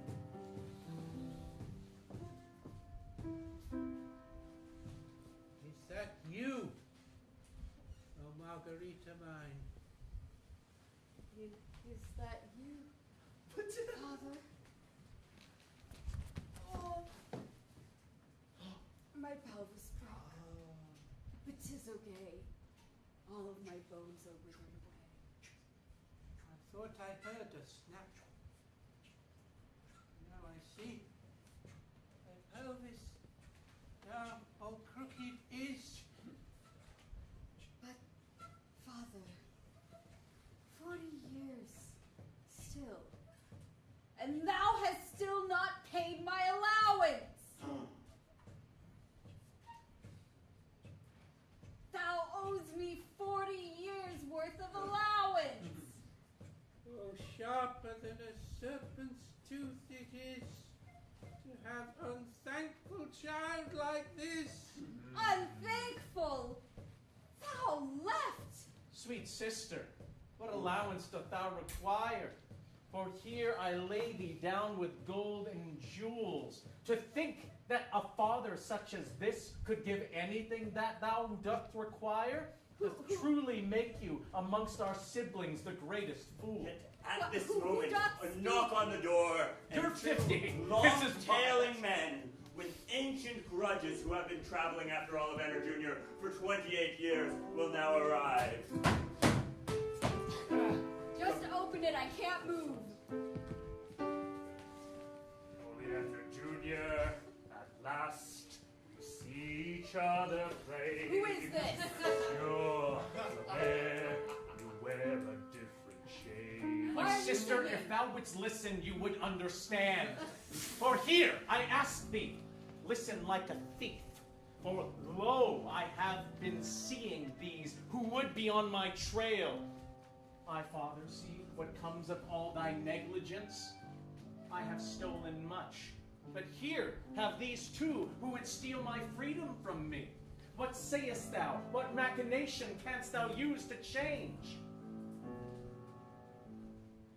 Oh, time! Now come unto my aid! My children turn against me in my age. Time is not kind to all men, and thee, the keeper of clocks, yea, though thou didst try and try to run time in thy way, to control through cogs and gears, yea, now 'tis thy time to give to time thy years. Then come here, and in a sweeping clock's hands wouldst thou be swept away and leave behind these lands. Let thy ungrateful children to thy home again, and thou can rest thy head and dream once again.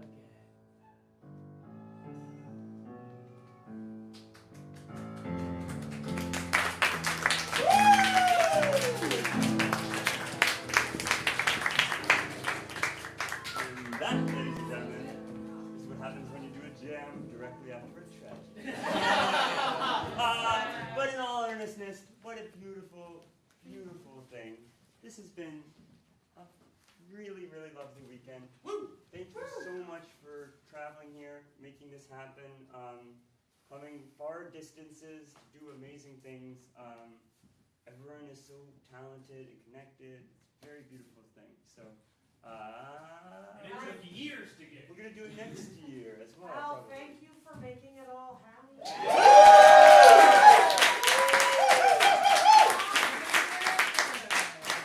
And Anson, producer of the festival. You think I make this all happen? Anson is the one who is making this happen. And also, every year, the person who really makes it happen is my mom.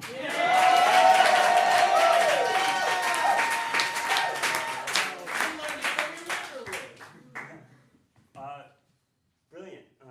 All of you are so talented. You're talented. You can, if you want so you can hang out, you can What socialize. about We a gotta group clean up. picture? Oh, a group picture. Brilliant. I should have done it earlier in the night when everyone was here, but you're still. Well, saved come on, it. let's go. Let's go.